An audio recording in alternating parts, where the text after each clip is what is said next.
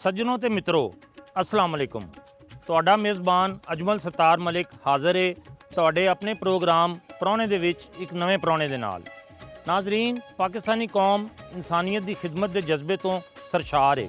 ਇਸ ਧਰਤੀ ਨੇ ਅਬਦੁਲ ਸਤਾਰ ਈਦੀ ਜੈਸੀ ਅਜ਼ੀਮ ਸ਼ਖਸੀਅਤ ਪੈਦਾ ਕੀਤੀਆਂ ਨੇ, ਜਿਨ੍ਹਾਂ ਨੇ ਸਮਾਜੀ ਖਿਦਮਤ ਦੇ ਜ਼ਰੀਏ ਦੁਨੀਆ ਭਰ ਵਿੱਚ ਮੁਲਕ ਤੇ ਕੌਮ ਦਾ ਨਾਂ ਰੋਸ਼ਨ ਕੀਤਾ ਹੈ। ਸਾਡੇ ਮੁਲਕ 'ਚ ਅੱਜ ਵੀ ਬੇਸ਼ੁਮਾਰ ਲੋਕ ਐਸੇ ਨੇ ਜਿਹੜੇ ਦਿਨ ਰਾਤ ਇਨਸਾਨੀਅਤ ਦੀ ਖਿਦਮਤ ਕਰ ਰਹੇ ਨੇ। ਸਾਡੇ ਅੱਜ ਦੇ ਪ੍ਰਾਹੁਣੇ ਵੀ ਇੱਕ ਐਸੀ ਹੀ ਸ਼ਖਸੀਅਤ ਨੇ ਜਿਹੜੇ ਲੱਖਾਂ ਬੱਚਿਆਂ ਤੇ ਵੱਡਿਆਂ ਨੂੰ ਰੋਜ਼ਾਨਾ ਖਾਣਾ ਖਿਲਾਉਂਦੇ ਨੇ ਤੇ ਇਹਦੇ ਨਾਲ ਮੁਸਤਹਿਕੀਨ ਵਾਸਤੇ ਰਾਸ਼ਨ, ਇਲਾਜ ਔਰ ਦੀਗਰ ਸਹੂਲੀਅਤ ਵਾਸਤੇ ਵੀ ਕੰਮ ਕਰ ਰਹੇ ਨੇ। ਆਓ ਮਿਲਨੇ ਆ ਸਾਡੇ ਅੱਜ ਦੇ ਪ੍ਰਾਹੁਣੇ ਅੱਲਾ ਵਾਲੇ ਟਰਸਟ ਦੇ ਚੇਅਰਮੈਨ ਸ਼ਾਹਿਦ ਲੋਨ ਹੋਰਾਂ ਦੇ ਨਾਲ। ਸ਼ਾਹਿਦ ਲੋਨ ਨੇ ਘਰ ਪਹੁੰਚਣ ਤੇ ਸਾਡਾ ਇਸਤਕਬਾਲ ਕੀਤਾ।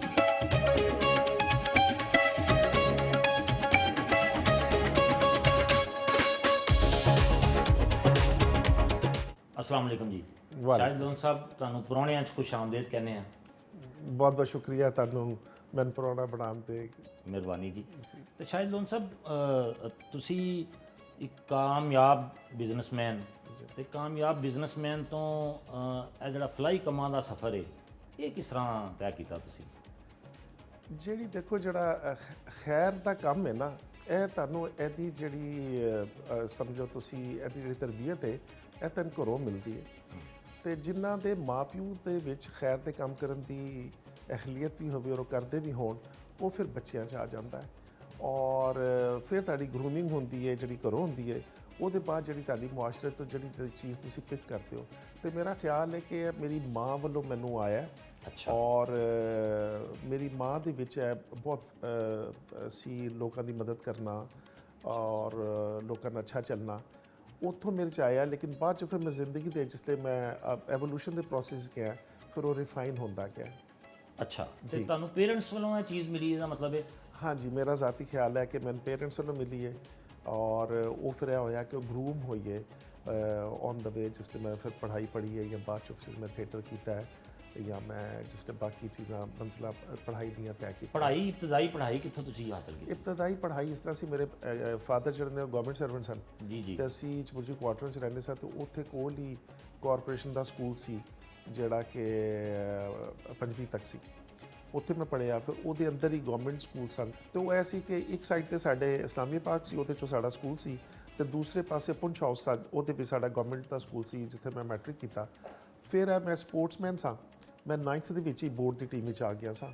ਤੋ ਐਕਸੈਪਸ਼ਨਲ। ਕਿਹੜੀ ਸਪੋਰਟਸ ਖੇਡਦੇ ਰਹੇ? ਅਸੀਂ ਟੇਬਲ ਟੈਨਿਸ ਖੇਡਦੇ ਸਾਂ ਜੀ, ਮੈਂ ਤੇ ਮੇਰਾ ਭਾਈ। ਤੇ ਅਸੀਂ 9ਵੀਂ ਦੇ ਵਿੱਚ ਬੜਾ ਮੁਸ਼ਕਿਲ ਹੁੰਦਾ ਬੋਰਡ ਦੀ ਟੀਮ ਵਿੱਚ ਆਉਣਾ, ਕਿਉਂਕਿ ਸੈਕੰਡ ਈਅਰ ਤੱਕ ਦੇ ਬੱਚੇ ਹੁੰਦੇ ਨੇ। ਤੇ ਮੈਂ ਐਕਸੈਪਸ਼ਨਲ ਸਾਂ, ਮੈਂ 9th ਵਿੱਚ ਵੀ ਸਾਂ ਤੇ 10th ਦੇ ਵਿੱਚ ਵੀ ਮੈਂ ਬੋਰਡ ਦੀ ਟੀਮ ਹੀ ਸਾਂ।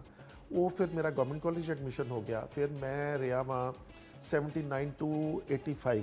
85 ਦੇ ਵਿੱਚ ਹੋਇਆ ਕਿ ਅਸੀਂ ਇਕਨੋਮਿਕਸ ਦੇ ਵਿੱਚ ਮੈਂ 5th ਈਅਰ ਕੀਤਾ, ਤੇ ਤੁਹਾਨੂੰ ਪਤਾ ਮਿਡਲ ਕਲਾਸ ਨੂੰ ਕੋਈ ਜ਼ਿਆਦਾ ਗਾਈਡੈਂਸ ਨਹੀਂ ਹੁੰਦੀ। ਜੀ ਹਾਂ ਜੀ। ਤੇ ਉਸ ਲਈ ਕਿਉਂਕਿ ਬੱਚੇ ਆਪੇ ਜਿੱਧਰ ਨੂੰ ਤੁਰਨਾ ਤੁਰ ਜਾਂਦੇ ਨੇ। ਤੇ ਉਸ ਲਈ ਮੈਨੂੰ ਇਸ ਤਰ੍ਹਾਂ ਮਹਿਸੂਸ ਹੋਇਆ ਕਿ ਜਿਸ ਤਰ੍ਹਾਂ ਜਿਹੜੀ ਸਪੈਸ਼ਲਾਈਜੇਸ਼ਨ ਹੈ ਕੋਈ, ਉਹ MPA 'ਚ ਜਾ ਕੇ ਤੇ ਕੋਈ ਸਪੈਸ਼ਲਾਈਜੇਸ਼ਨ, ਜਿਵੇਂ ਮੇਰੀ ਮਾਰਕੀਟਿੰਗ ਸਪੈਸ਼ਲਾਈਜੇਸ਼ਨ ਸੀ, ਕਿ ਉਹਦੇ ਵਿੱਚ ਜ਼ਿਆਦਾ ਮੈਂ ਗਰੋ ਕਰ ਸਕਦਾ ਵਾਂ।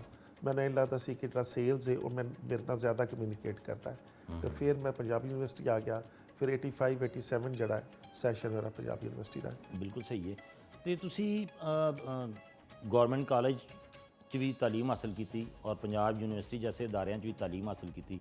ਇਹ ਜਿਹੜੇ ਦੋਨੋਂ ਵੱਡੇ ਅਦਾਰੇ ਨੇ, ਇਹਨਾਂ ਨੇ ਤੁਹਾਡੀ ਸ਼ਖਸੀਅਤ ਦੇ ਉੱਤੇ ਕੋਈ ਅਸਰ ਛੱਡਿਆ? ਜਿਹੜਾ ਗਵਰਨਮੈਂਟ ਕਾਲਜ ਹੈ ਨਾ ਜੀ, ਉਹਦੇ 'ਚੋਂ ਕਹਿੰਦੇ ਨੇ ਕਿ ਜਿਹੜਾ ਵੀ ਉੱਥੋਂ ਗੁਜ਼ਰਿਆ ਨਾ, ਉਹਨੂੰ ਕੁਛ ਸ਼ੌਰੀ ਤੌਰ 'ਤੇ ਔਰ ਕੁਛ ਲਾਸ਼ੌਰੀ ਤੌਰ 'ਤੇ ਉੱਤੇ ਨਾ ਉੱਥੋਂ ਇਲਮ ਨਸੀਬ ਹੁੰਦਾ ਹੈ। ਮੇਰਾ ਜ਼ਾਤੀ ਖਿਆਲ ਹੈ ਕਿ ਜਿਹੜੀ ਹੁੰਦਾ ਨਾ, ਜਿਹੜੀ ਮਿਡਲ ਕਲਾਸ ਬੈਕਗਰਾਊਂਡ ਹੈ ਔਰ ਜਿਹੜੀ ਗਵਰਨਮੈਂਟ ਸਕੂਲਾਂ ਦੀ ਐਜੂਕੇਸ਼ਨ ਹੈ, ਉਹਦੇ ਬਾਅਦ ਜਿਹੜਾ ਗਵਰਨਮੈਂਟ ਕਾਲਜ ਹੈ ਉਹਨੇ ਬਹੁਤ ਜ਼ਿਆਦਾ ਰਿਫਾਈਨ ਕੀਤਾ। ਉਹਦੇ ਨਾਲ ਇਹ ਵੇ ਕਿ ਜਿਹੜੇ ਤੁਹਾਡੇ ਬਾਕੀ ਕਲਾਸ ਫੈਲੋਜ਼ ਨੇ, ਕਿਉਂਕਿ ਸਾਰੇ ਹੀ ਜਿਹੜੇ ਨੇ ਉਹ ਇੱਕ ਅੱਛੇ IQ ਦੇ ਹੁੰਦੇ ਨੇ ਬੱਚੇ, ਤੇ ਉਹਨਾਂ ਦੇ ਨਾਲ ਰਹਿ ਕੇ ਬੀਇੰਗ ਏ ਸਪੋਰਟਸਮੈਨ ਤੁਸੀਂ ਵੀ ਕੌਨਫੀਡੈਂਸ ਗੇਨ ਕਰ ਜਾਂਦੇ ਹੋ ਤੇ ਮੇਰਾ ਖਿਆਲ ਹੈ ਉਹਨੇ ਪਰਸਨੈਲਿਟੀ ਬਿਲਡਿੰਗ 'ਚ ਬੜਾ ਕੰਮ ਕੀਤਾ। ਲੇਕਿਨ ਪੰਜਾਬ ਯੂਨੀਵਰਸਿਟੀ ਨੇ ਇਤਨਾ ਨਹੀਂ ਕੀਤਾ ਕਿਉਂਕਿ ਸਾਡੇ ਦੌਰ 'ਚ ਨਾ ਉਹ ਉੱਥੇ ਸਟੂਡੈਂਟ ਐਕਟੀਵਿਟੀ ਬਹੁਤ ਘੱਟ ਸੀ। ਲੇਕਿਨ ਇਹ ਹੋਇਆ ਕਿ ਗਵਰਨਮੈਂਟ ਕਾਲਜ ਦੇ ਵਿੱਚ ਕਿਉਂਕਿ ਮੈਂ ਸਪੋਰਟਸ ਹੀ ਸਾਂ ਤੇ ਅਸੀਂ ਪਹਿਲੇ ਆਲ ਪਾਕਿਸਤਾਨ ਅਸੀਂ ਪਹਿਲੇ ਇੰਟਰ ਬੋਰਡ ਜਿੱਤ ਜਾਂਦੇ ਸਾਂ, ਫਿਰ ਆਲ ਪਾਕਿਸਤਾਨ ਬੋਰਡ ਜਿੱਤ ਜਾਂਦੇ ਸਾਂ, ਫਿਰ ਯੂਨੀਵਰਸਿਟੀ ਚੈਂਪੀਅਨਸ਼ਿਪ ਅਸੀਂ ਜਿੱਤ ਜਾਂਦੇ ਸਾਂ, ਫਿਰ ਅਸੀਂ ਆਲ ਪਾਕਿਸਤਾਨ ਯੂਨੀਵਰਸਿਟੀ ਦੇ ਫਾਈਨਲ ਚਲੇ ਜਾਂਦੇ ਸਾਂ। ਤੇ ਉਸ ਹਿਸਾਬ ਨਾਲ ਮੇਰਾ ਖਿਆਲ ਹੈ ਕਿ ਮੇਰੀ ਜਿਹੜੀ ਪ੍ਰੋਫੈਸ਼ਨਲ ਗਰੋਥ ਹੈ ਨਾ ਉਹ ਵੀ ਬਹੁਤ ਅੱਛੀ ਗਈ ਅਦਰ ਦੈਨ ਦੀ ਐਜੂਕੇਸ਼ਨਲ ਗਰੋਥ ਜਿਹੜੀ ਹੈ। ਲੇਕਿਨ ਅਗਰ ਤੁਸੀਂ ਕਹੋ ਕਿ ਮੇਰੀ ਗਰੋਥ ਦੇ ਵਿੱਚ ਜਿਹੜਾ ਮੇਜਰ ਪਾਰਟ ਹੈ ਜਿਹੜੀ ਮੇਰੀ ਐਵੋਲੂਸ਼ਨ ਹੈ ਫਿਲੈਂਥਰੋਪਿਸਟ ਵੀ ਈਵਨ ਔਰ ਓਵਰਆਲ ਇਨਸਾਨ ਦੇ ਤੌਰ ਤੇ ਮੇਰਾ ਖਿਆਲ ਉਹਦੇ ਜਿਹੜਾ ਮੈਂ ਥੀਏਟਰ ਐਕਟਿਵਿਜ਼ਮ ਕੀਤਾ ਨਾ ਉਹਦੇ 'ਚੋਂ ਮੈਂ ਬਹੁਤ ਸਿੱਖਿਆ। ਤੇ ਤੁਸੀਂ ਸਪੋਰਟਸ, ਐਜੂਕੇਸ਼ਨ ਔਰ ਉਸ ਤੋਂ ਬਾਅਦ ਫਿਰ ਥੀਏਟਰ, ਇਹ ਕੀ ਚੀਜ਼ਾਂ ਨੇ ਸਰ? ਅਸਲ 'ਚ ਜਿਹੜਾ ਮੈਂ ਜੂਨੀਅਰ ਸਕੂਲ ਸਾਂ ਨਾ ਜੂਨੀਅਰ ਸਕੂਲ ਦੇ ਵਿੱਚ ਨਾ ਮੈਂ ਉਹਨਾਂ ਬੱਚਿਆਂ ਸਾਂ ਜਿਹੜੇ ਐਕਸਟਰਾ ਟੈਲੈਂਟਡ ਬੱਚੇ ਹੁੰਦੇ ਨੇ। ਮੈਂ ਜਿਸਲੇ ਫਾਈਨਲ ਈਅਰ ਹੋਇਆ ਤੇ ਮੈਂ ਆਪਣੀ ਕਲਾਸ 'ਚ ਤੀਸਰੇ ਨੰਬਰ ਤੇ ਵੀ ਸਾਂ, ਹਾਲਾਂਕਿ ਮੈਂ ਬਹੁਤ ਘੱਟ ਪੜ੍ਹਨਾ ਸਾਂ ਔਰ ਲੇਕਿਨ ਮੈਂ ਆਪਣੀ ਸਪੋਰਟਸ ਦੇ ਵਿੱਚ ਹਰ ਚੀਜ਼ ਮਿਸਾਲ ਦੇ ਤੌਰ ਤੇ ਅਗਰ ਟੈਬਲੋ ਹੋਣਾ ਤੇ ਮੈਂ ਉਹਦੇ 'ਚ ਹੋਣਾ ਸਾਂ, ਕੁਆਲੀ ਹੋਣੀ ਉਹਦੇ 'ਚ ਹੋਣਾ ਸਾਂ। ਸਪੋਰਟਸ ਮੈਂ ਆਲਮੋਸਟ ਐਥਲੀਟ ਜਿਹੜਾ ਸਾਂ ਬੈਸਟ ਐਥਲੀਟ ਸਾਂ ਆਪਣੇ ਸਕੂਲ ਦਾ। ਸੋ ਗੱਲ ਹੈ ਕਿ ਉਹ ਜਿਹੜਾ ਪਿਛਲਾ ਸੀ ਨਾ ਉਹ ਫਿਰ ਛठी ਤੋਂ ਮੈਟ੍ਰਿਕ ਤੱਕ ਤੇ ਉਹ ਪਰਸੂ ਨਹੀਂ ਹੋ ਸਕਿਆ, ਫਿਰ ਸਪੋਰਟਸ ਹੀ ਚਲੇ ਗਏ। ਲੇਕਿਨ ਉਹਦੇ ਬਾਅਦ ਫਿਰ ਜਿਹੜਾ ਨਾ ਜਿਸਲੇ ਮੈਂ ਆਇਆ ਕਾਲਜ ਦੇ ਤੇ 83 ਦੇ ਵਿੱਚ ਨਾ ਇੱਥੇ ਮਧਿਆ ਗੌਰ ਨੇ ਜੋਕਾ ਬਣਾਇਆ, ਉਹਦੇ ਵਿੱਚ ਫਿਰ ਉਹ ਸਾਡੀ ਸੀਨੀਅਰ ਸੀ। ਉਹ ਬਸ ਸਮਹਾਉ ਲੰਬੀ ਕਹਾਣੀ ਹੈ ਲੇਕਿਨ ਬਾਹਰ ਮੈਂ ਫਿਰ ਉਹਦੇ 'ਚ ਇਨਵੋਲਵ ਹੋ ਗਿਆ ਤੇ ਉਹ ਪਿੱਛੋਂ ਹੀ ਜਿਹੜਾ ਨਾ ਸਿਲਸਿਲਾ ਚੱਲਦਾ ਰਿਹਾ ਸੀ ਆਰਟ ਦਾ। ਤੇ ਉਹਦੇ 'ਚ ਫਿਰ ਇਹ ਹੋਇਆ ਕਿ ਮੈਂ ਫਿਰ ਸਾਂਝ ਦੇ ਨਾਂ ਤੋਂ ਅਸੀਂ ਬਣਾਇਆ। ਅੱਛਾ। ਮੇਰੇ ਨਾਲ ਸਾਡੇ ਦੋਸਤ ਅੱਜ ਕੱਲ੍ਹ ਤਾਂ ਬੜੇ ਪਾਪੂਲਰ ਰਾਣਾ ਫਵਾਦ ਹੁੰਦੇ ਸਨ। ਹਾਂਜੀ ਹਾਂਜੀ। ਤੇ ਇੱਕ ਆਤਿਫ ਰਿਜ਼ਵਾਨ ਸਨ ਜਿਹੜੇ ਅੱਜ ਕੱਲ੍ਹ ਕੈਨੇਡਾ 'ਚ ਹੁੰਦੇ ਨੇ। ਫਿਰ ਅਸੀਂ ਸਾਂਝ ਦੇ ਨਾਂ ਤੋਂ ਬਣਾਇਆ ਤੇ ਅਸੀਂ ਉਹਦੇ ਤਹਿਤ ਕੋਈ 5 ਇੰਟਰਨੈਸ਼ਨਲ ਫੈਸਟੀਵਲ ਮੈਂ ਕੀਤੇ ਨੇ। ਤੇ ਬਿਜ਼ਨਸ ਵੱਲ ਕਿਸ ਤਰ੍ਹਾਂ ਆ ਗਏ ਤੁਸੀਂ? ਉਹ ਇਸ ਤਰ੍ਹਾਂ ਹੈ ਕਿ ਕਿਉਂਕਿ ਮੇਰੀ ਤਾਲੀਮ ਜਿਹੜੀ ਸੀ ਉਹ ਹੈ ਹੀ ਮਾਰਕੀਟਿੰਗ ਸਪੈਸ਼ਲਾਈਜੇਸ਼ਨ ਸੀਗੀ। ਫਿਰ ਇਹ ਵੀ ਕਿ ਜਿਹੜਾ ਮੇਰਾ ਟੈਂਪਰਾਮੈਂਟ ਹੈ ਉਹ ਜੌਬ ਵਾਲਾ ਨਹੀਂ ਸੀ। ਮੈਨੂੰ ਅੰਦਾਜ਼ਾ ਹੋਇਆ ਨਾਰਮਲੀ ਹੁੰਦਾ ਹੈ ਕਿ ਵਾਲਦੈਨ ਦੇ ਵਿੱਚੋਂ ਕੋਈ ਮੁਲਾਜ਼ਮ ਪੇਸ਼ਾ ਹੋਣ ਤੇ ਉਹ ਔਲਾਦ ਨੈਚੁਰਲੀ ਜਾਂਦੀ ਹੈ ਉਸ ਪਾਸੇ ਕਿ ਜੀ ਮਤਲਬ ਉਹੀ ਪੇਸ਼ਾ ਜਿਹੜਾ ਅਡਾਪਟ ਕੀਤਾ ਜਾਵੇ। ਹਾਂ ਹੁੰਦਾ ਹੈ, ਲੇਕਿਨ ਜਿਸ ਤਰ੍ਹਾਂ ਮੇਰੇ ਫਾਦਰ ਸਨ ਉਹਨਾਂ ਨੂੰ ਖਿਆਲ ਸੀ ਕਿ ਬੱਚਾ ਜਿਹੜਾ ਰਾਵੀਅਨ ਹੋ ਗਿਆ ਤੇ ਇਹ CSS ਕਰੇ ਕਿਉਂਕਿ ਗਵਰਨਮੈਂਟ ਸਰਵਿਸ ਦੇ ਛੋਟੇ ਛੋਟੇ ਬੱਚੇ ਜਿਹੜੇ ਨੇ ਉਹ AC ਲੱਗਦੇ ਸਨ ਆ ਕੇ। ਤੇ ਉਹਨਾਂ ਨੇ ਮੇਰੇ ਨਾਲ ਬੜਾ ਆਪਣਾ ਇਜ਼ਹਾਰ ਕੀਤਾ, ਮੈਨੂੰ ਪ੍ਰੈਸ਼ਰ ਤੇ ਨਹੀਂ ਦਿੱਤਾ ਲੇਕਿਨ ਮੈਂ ਆਪਣੀ ਖੁਆਇਸ਼ ਦਾ ਬੜਾ ਇਜ਼ਹਾਰ ਕੀਤਾ ਕਿ ਮੈਂ CSS ਕਰ ਲਾਂ। ਤੇ ਮੈਂ ਉਹਨਾਂ ਨੂੰ ਕਿਹਾ ਜੀ ਕਿ ਮੈਂ ਨਾ ਉਸ ਲਈ ਮਿਲਦੇ ਸਨ 3500 ਰੁਪਏ 3500 ਰੁਪਏ ਮਿਲਦੇ ਸਨ। ਮੈਂ ਉਹਨਾਂ ਨੂੰ ਕਿਹਾ ਜੀ 3500 ਰੁਪਏ 'ਚ ਨਾ ਮੈਂ ਨਹੀਂ ਚੱਲ ਸਕਦਾ। ਔਰ ਦੂਸਰਾ ਇਹ ਕਿ ਉਹਦੇ ਜਿਹੜੇ ਬਾਕੀ ਲਵਾਜ਼ਮਾਤ ਹੁੰਦੇ ਨੇ ਉਹ ਬਾਹਰ ਵਾਲੋਂ ਤੁਸੀਂ ਬਿਹਤਰੀ ਸਮਝਦੇ ਹੋ ਤੇ ਉਹ ਮੈਂ ਉਹ ਨਹੀਂ ਸਮਝਣਾ ਚਾਹੁੰਦਾ ਤੇ ਸ਼ਾਇਦ ਮੇਰੀ ਐਬਿਲਿਟੀ ਵੀ ਨਾ ਹੋਵੇ ਲੇਕਿਨ ਇਹ ਵੇ ਕਿ ਮੈਂ ਉਹਨੂੰ ਆਪਟ ਨਹੀਂ ਕੀਤਾ, ਮੈਂ ਬਿਜ਼ਨਸ ਨੂੰ ਆਪਟ ਕੀਤਾ। ਤੁਹਾਨੂੰ ਪਤਾ ਜਿਹੜਾ ਮਿਡਲ ਕਲਾਸ ਹੈ ਨਾ ਉਹਦਾ ਜਿਹੜਾ ਇਨੀਸ਼ੀਅਲ ਜਿਹੜਾ ਪਹਿਲਾ ਟਾਰਗੇਟ ਹੁੰਦਾ ਉਹ ਸਟੇਬਲ ਜਿਹੜੀ ਹੈ ਲਾਈਫ ਹੁੰਦੀ ਹੈ ਔਰ ਮੁਆਸ਼ਰੇ 'ਚ ਪਹਿਲੇ ਆਪਣੇ ਆਪ ਨੂੰ ਇਕਨੋਮਿਕਲੀ ਸਟੇਬਲ ਕਰਨਾ ਚਾਹੁੰਦਾ ਹੈ। ਤੇ ਮੇਰਾ ਖਿਆਲ ਹੈ ਕਿ ਉਸ ਲਈ ਮੇਰੀ ਅਪਰੋਚ ਜਿਹੜੀ ਹੈ ਉਹ ਐਨੀ ਸੀ ਕਿ ਮੈਂ ਸਮਝ ਨਾ ਸਕੇ ਇਕਨੋਮਿਕਲ ਸਟੇਬਲ ਹੋ ਕੇ ਆਦਮੀ ਜ਼ਿਆਦਾ ਪ੍ਰੋਫਾਊਂਡ ਹੋ ਜਾਂਦਾ, ਜ਼ਿਆਦਾ ਉਹਦੀ ਗੱਲ ਦੇ 'ਚ ਵਜ਼ਨ ਨਹੀਂ ਸ਼ਾਇਦ ਮੁਆਸ਼ਰੇ ਤਦੋਂ ਹੀ ਆਉਂਦਾ ਜੇ ਉਹ ਫਾਈਨੈਂਸ਼ੀਅਲੀ ਇੰਡੀਪੈਂਡੈਂਟ ਹੋ ਜਾਂਦਾ। ਇਹਦਾ ਮਤਲਬ ਤੇ ਇਹ ਹੋਇਆ ਨਾ ਸਰ ਕਿ ਤੁਸੀਂ ਇੰਨੇ ਸਾਰੇ ਕੰਮ ਕੀਤੇ ਔਰ ਉਸ ਤੋਂ ਬਾਅਦ ਕਾਰੋਬਾਰ ਵੀ ਕੀਤਾ, ਮਾਸ਼ਾਅੱਲਾ ਕਾਮਯਾਬੀ ਨਾਲ ਕਾਰੋਬਾਰ ਕੀਤਾ ਤੇ ਫਿਰ ਤੁਸੀਂ ਉਹਦੇ 'ਚੋਂ ਵੀ ਰੱਜ ਗਏ। ਤੇ ਫਿਰ ਰਜਨ ਦੇ ਬਾਅਦ ਫਿਰ 2010 ਦੇ ਵਿੱਚ ਉਹ ਕਿਹੜਾ ਲਮ੍ਹਾ ਸੀ ਜਿਹਨੇ ਤੁਹਾਡੀ ਲਾਈਫ ਜਿਹੜੀ ਹੈ ਉਹਨੂੰ ਉਹਦੇ 'ਚ ਚੇਂਜ ਲਿਆਂਦਾ ਔਰ ਉਹਨੂੰ ਇਸ ਪਾਸੇ ਮੋੜਿਆ ਜਿਹਦੇ 'ਚ ਅੱਲਾ ਦੀ ਰਜ਼ਾ ਵਾਸਤੇ ਫਲਾਈ ਕੰਮਾਂ ਵਾਸਤੇ ਤੁਸੀਂ ਸੋਚਿਆ ਔਰ ਇੱਧਰ ਨੂੰ ਤੁਰ ਪਏ? ਅੱਛਾ, ਪਹਿਲੇ ਤਾਂ ਯਾਦ ਹੈ ਕਿ ਅੱਲਾ ਵੱਲੋਂ ਮੇਰੀ ਔਲਾਦ ਵੀ ਨਹੀਂ ਹੋਈ ਤੇ ਮੈਂ ਸਮਝਿਆ ਕਿ ਬਾਹਰ ਉਹ ਵੀ ਇੱਕ ਫੈਕਟਰ ਹੈ। ਲੇਕਿਨ ਇਹ ਕਿ ਇਸ ਔਲਾਦ ਨਾ ਹੋਣ ਤੋਂ ਪਹਿਲੇ ਵੀ ਮੈਂ ਇਸ ਮਾਈਂਡ ਸੈਟ ਦਾ ਬੰਦਾ ਸਾਂ। ਮੈਂ ਸਮਝਣਾ ਸਾਂ ਕਿ ਤੁਹਾਡੀ ਜ਼ਿੰਦਗੀ ਜਿਹੜੀ ਹੈ ਨਾ ਉਹ ਅਗਰ ਤੁਸੀਂ ਸਿਰਫ ਆਪਣੇ ਵਾਸਤੇ ਗੁਜ਼ਾਰੋ ਤੇ ਉਹ ਕੋਈ ਉਹਦਾ ਮਜ਼ਾ ਨਹੀਂ ਹੈ। ਸ਼ੁਰੂ ਜਿਹੜਾ ਕੰਮ ਹੋਇਆ ਉਹ ਤੇ ਇਸ ਤਰ੍ਹਾਂ ਹੋਇਆ ਕਿ ਸ਼ੁਰੂ ਤੇ ਮੈਨੂੰ ਅੰਦਾਜ਼ਾ ਹੀ ਨਹੀਂ ਸੀ ਕਿ ਅੱਲਾ ਮੈਨੂੰ ਖਾਣੇ 'ਚ ਪਾਉਣਾ ਚਾਹ ਰਿਹਾ ਹੈ। ਸ਼ੁਰੂ ਤੇ ਮੇਰੇ ਦੋ ਦੋਸਤ ਸਨ ਤੇ ਇੱਕ ਮੇਰੀ ਖਾਲਾ ਨੇ, ਉਹ ਮੈਨੂੰ ਹਮੇਸ਼ਾ ਕਹਿੰਦੇ ਸਨ ਕਿ ਖਾਣੇ 'ਚ ਆਉਣਾ ਤੇ ਮੈਂ ਉਹਨਾਂ ਨਾਲ ਖਾਣਾ ਸ਼ੁਰੂ ਕਰ ਦਿੱਤਾ। 40 ਬੰਦਿਆਂ ਦਾ ਖਾਣਾ ਸੀ। ਉਹ ਕੋਈ 8 ਸਮਝੋ ਕਿ 9 ਸਾਲ 8 ਸਾਲ ਇਸ ਤਰ੍ਹਾਂ ਹੀ ਚੱਲਦਾ ਰਿਹਾ। ਇਹ 2010 ਦੀ ਗੱਲ ਹੈ? 2010 ਦੇ ਵਿੱਚ, ਹਾਂਜੀ। ਉਹ 40 ਬੰਦਿਆਂ ਤੋਂ ਸ਼ੁਰੂ ਹੋਇਆ, ਫਿਰ ਉਹ ਚਲਾ ਗਿਆ ਕਿ 100-150 ਤੇ ਚਲਾ ਗਿਆ ਹੋਏਗਾ। ਫਿਰ ਅਸੀਂ 2-3 ਲੋਕੇਸ਼ਨਾਂ ਬਣਾ ਲਿੱਤੀਆਂ। ਲੇਕਿਨ 2018 ਦੇ ਵਿੱਚ ਆ ਕੇ ਐਂਡ ਉੱਤੇ ਕੋਈ ਇਸ ਤਰ੍ਹਾਂ ਦਾ ਮਾਮਲਾ ਹੋਇਆ ਮੈਨੇਜਮੈਂਟ ਦੇ ਵਿੱਚ ਕਿ ਜਿਹੜੇ ਸਾਡੇ ਦੋਸਤ ਨੇ, ਸਾਡੇ ਜਨਰਲ ਸੈਕਟਰੀ ਨੇ ਪਰਵੇਜ਼ ਮੁਗਲ ਸਾਹਿਬ, ਉਹਨਾਂ ਨੇ ਵੀ ਮੈਨੂੰ ਕਿਹਾ ਤੇ ਸਾਡੇ ਪ੍ਰੈਜ਼ੀਡੈਂਟ ਨੇ ਆਪਣਾ ਮਨਜ਼ੂਰ ਭੱਟੀ ਸਾਹਿਬ, ਉਹਨਾਂ ਨੇ ਕਿਹਾ ਕਿ ਹੁਣ ਤੁਸੀਂ ਫਰੰਟ ਤੇ ਆਓ ਸਰ। ਮੈਂ ਪਹਿਲੇ ਬੈਕਗਰਾਉਂਡ 'ਚ ਹੈਗਾ ਸਾਂ ਔਰ ਮੈਂ ਅੱਲਾਹ ਕੋਲੋਂ ਹਰ ਵੇਲੇ ਕੰਮ ਮੰਗਣਾ ਸਾਂ। ਮੇਰਾ ਜ਼ਾਤੀ ਖਿਆਲ ਹੈ ਸੀ ਕਿ ਰੱਬ ਮੈਨੂੰ ਕਿਸੇ ਐਸੇ ਕੰਮ 'ਚ ਲਾਏਗਾ ਜਿਹਦੇ ਮੇਰਾ ਪ੍ਰੀਵੀਅਸ ਐਕਸਪੀਰੀਅੰਸ ਕੰਮ ਆਏਗਾ। ਤੇ ਮੈਂ ਕੋਈ ਐਡਾ ਅੱਛਾ ਹੋਸਟ ਨਹੀਂ ਸਾਗਾ। ਮੇਰੇ ਵੱਡੇ ਭਾਈ ਨਾ ਉਹ ਬੜੇ ਅੱਛੇ ਹੋਸਟ ਨੇ, ਚੁੱਕ ਕੇ ਚੀਜ਼ਾਂ ਤਨ ਪਾਉਂਦੇ ਨੇ ਜਾਂ ਖਿਲਾਉਂਦੇ ਨੇ, ਤੇ ਮੇਰੇ ਜ਼ਿਹਨ 'ਚ ਨਹੀਂ ਪਹਿਲੇ ਆਇਆ। ਤੇ ਮੈਂ ਆਪਣੇ 2 ਦੋਸਤਾਂ ਦੇ ਔਰ ਆਪਣੀ ਜਿਹੜੀ ਖਾਲਾ ਹੈ ਔਰ ਸੱਸ ਵੀ ਨੇ ਮੇਰੇ, ਉਹਨਾਂ ਦੇ ਕਹਿਣ ਦੇ ਉੱਤੇ ਮੈਂ ਉਹਨਾਂ ਦੇ ਨਾਲ ਜੁੜਿਆ। ਲੇਕਿਨ ਉਹ 2018 'ਚ ਮੈਨੂੰ ਆਉਣਾ ਪਿਆ। ਜਿਸ ਤੇ 2018 'ਚ ਮੈਂ ਆਇਆ ਤੇ ਅਸੀਂ 14 ਬੰਦੇ ਸਾਂ ਟੋਟਲ, ਤੇ ਛੋਟਾ ਜਿਹਾ ਆਪਰੇਸ਼ਨ ਸੀ ਸਾਡਾ ਜਿੱਥੇ ਅਸੀਂ ਖਾਣਾ ਖਵਾਇਦਾ ਸੀ। ਉਹ ਫਿਰ ਕਿਉਂਕਿ ਮੈਂ ਬਿਜ਼ਨਸ ਦਾ ਸਾਂ, ਫਿਰ ਮੇਰੇ 'ਚ ਉਹ ਜਿਹੜੀ ਉਹ ਤਲਬ ਸੀ ਕੁਛ ਕਰਨ ਦੀ, ਉਹ ਮੈਨੂੰ ਅੱਲਾਹ ਵੱਲੋਂ ਬਾਵਰ ਹੋਇਆ ਕਿ ਇਹੋ ਹੀ ਕੰਮ ਤੂੰ ਕਰਨਾ ਹੈ। ਬਸ ਫਿਰ ਉਹ ਇਸ ਤਰ੍ਹਾਂ ਆਇਆ ਕਿ ਅਸੀਂ ਸਮਝੋ 14 ਬੰਦਿਆਂ ਤੋਂ ਸ਼ੁਰੂ ਹੋਇਆ 2019 ਦੇ ਸਟਾਰਟ 'ਚ, ਤੇ ਇਸ ਤੇ ਅਸੀਂ 518 ਲੋਕ ਹਾਂ। ਮਾਸ਼ਾਅੱਲਾ ਜੀ, ਇਹ 518 ਲੋਕਾਂ ਦੀ ਟੀਮ ਹੈ ਜਿਹੜੀ ਤੁਹਾਡੇ ਹਾਂਜੀ, ਨਾਲ ਕੰਮ ਕਰ ਰਹੀ ਉਹ- ਹੈ ਜਾਂ 518 ਮੁਲਾਜ਼ਮੀਨ ਨੇ ਜਿਹੜੇ ਮੁਲਾਜ਼ਮੀਨ ਨੇ। ਅੱਛਾ ਜਿਹੜੇ ਬਾਕੀ ਜਿਹੜੇ ਸਾਡੇ ਨਾਲ ਡਾਇਰੈਕਟਰਸ ਨੇ ਉਹ ਜਿਹੜੇ ਨੇ ਉਹ ਤੇ ਪ੍ਰੋਫੈਸ਼ਨਲਸ ਨੇ। ਜੀ ਜੀ ਜਿਸ ਤਰ੍ਹਾਂ ਸਾਡਾ ਪ੍ਰੈਜ਼ੀਡੈਂਟ ਜਿਹੜਾ ਹੈ ਉਹ ਟ੍ਰੇਡਿੰਗ ਬਿਜ਼ਨਸ ਵਿੱਚ ਹੈ, ਸਾਡੇ ਜਨਰਲ ਸੈਕਟਰੀ ਸਾਹਿਬ ਜਿਹੜੇ ਨੇ ਉਹ ਆਰਕੀਟੈਕਟ ਨੇ, ਇਸ ਤਰ੍ਹਾਂ ਸਾਡੇ ਵਾਈਸ ਚੇਅਰਮੈਨ ਜਿਹੜੇ ਨੇ ਉਹ ਇਲੈਕਟ੍ਰੋ ਮੈਡੀਕਲ ਦੇ ਵਿੱਚ ਨੇ, ਇਸ ਤਰ੍ਹਾਂ ਸਾਡੇ ਹੋਰ ਡਾਇਰੈਕਟਰ ਨੇ ਉਹ ਟੈਕਸਟਾਈਲਸ ਨੇ, ਤੇ ਅਸੀਂ ਸਾਰੇ ਇਸ ਤਰ੍ਹਾਂ ਪ੍ਰੋਫੈਸ਼ਨਲ। ਕਿੰਨੇ ਟੋਟਲ ਡਾਇਰੈਕਟਰਸ ਨੇ? ਅਸੀਂ ਨਾਰਮਲੀ 8 ਡਾਇਰੈਕਟਰਸ ਹੁੰਦੇ ਨੇ। ਅੱਛਾ ਜੀ ਹਾਂਜੀ, ਇਸ ਤਰ੍ਹਾਂ ਇੱਕ ਹੋਰ ਦੋਸਤ ਨੇ ਸਾਡੇ ਉਹ ਫੂਡ ਡਿਸਟ੍ਰੀਬਿਊਸ਼ਨਸ ਨੇ ਸ਼ਾਹਿਦ ਸਾਹਿਬ, ਅੱਛਾ ਤੇ ਇਸ ਤਰ੍ਹਾਂ ਕਰਕੇ ਹੈ ਸਾਡਾ। ਤੇ ਇਹ ਅੱਲਾ ਵਾਲੇ ਟਰਸਟ, ਇਹ ਅੱਲਾ ਵਾਲੇ ਨਾਮ ਕਿੱਥੋਂ ਜ਼ਿਹਨ ਚ ਆਇਆ, ਕਿਦੋਂ ਰੱਖਿਆ ਤੁਸੀਂ ਇਸ ਨਾਮ? ਅੱਛਾ, ਅਸੀਂ ਜਦੋਂ ਕੰਮ ਸ਼ੁਰੂ ਕੀਤਾ ਨਾ, ਅਸੀਂ ਤਾਂ ਬੇਨਾਮੀ ਕੰਮ ਸ਼ੁਰੂ ਕੀਤਾ। ਅਸੀਂ ਦੇਖਿਆ ਕਿ ਲਾਇਨਸ ਕਲੱਬ, ਰੋਟਰੀ ਕਲੱਬ, ਇਸ ਤਰ੍ਹਾਂ ਦੇ ਜਿਹੜੇ ਕਲੱਬ ਨੇ ਨਾ, ਅਸੀਂ ਜੁਆਇਨ ਕੀਤਾ ਅਸੀਂ ਪਹਿਲੇ।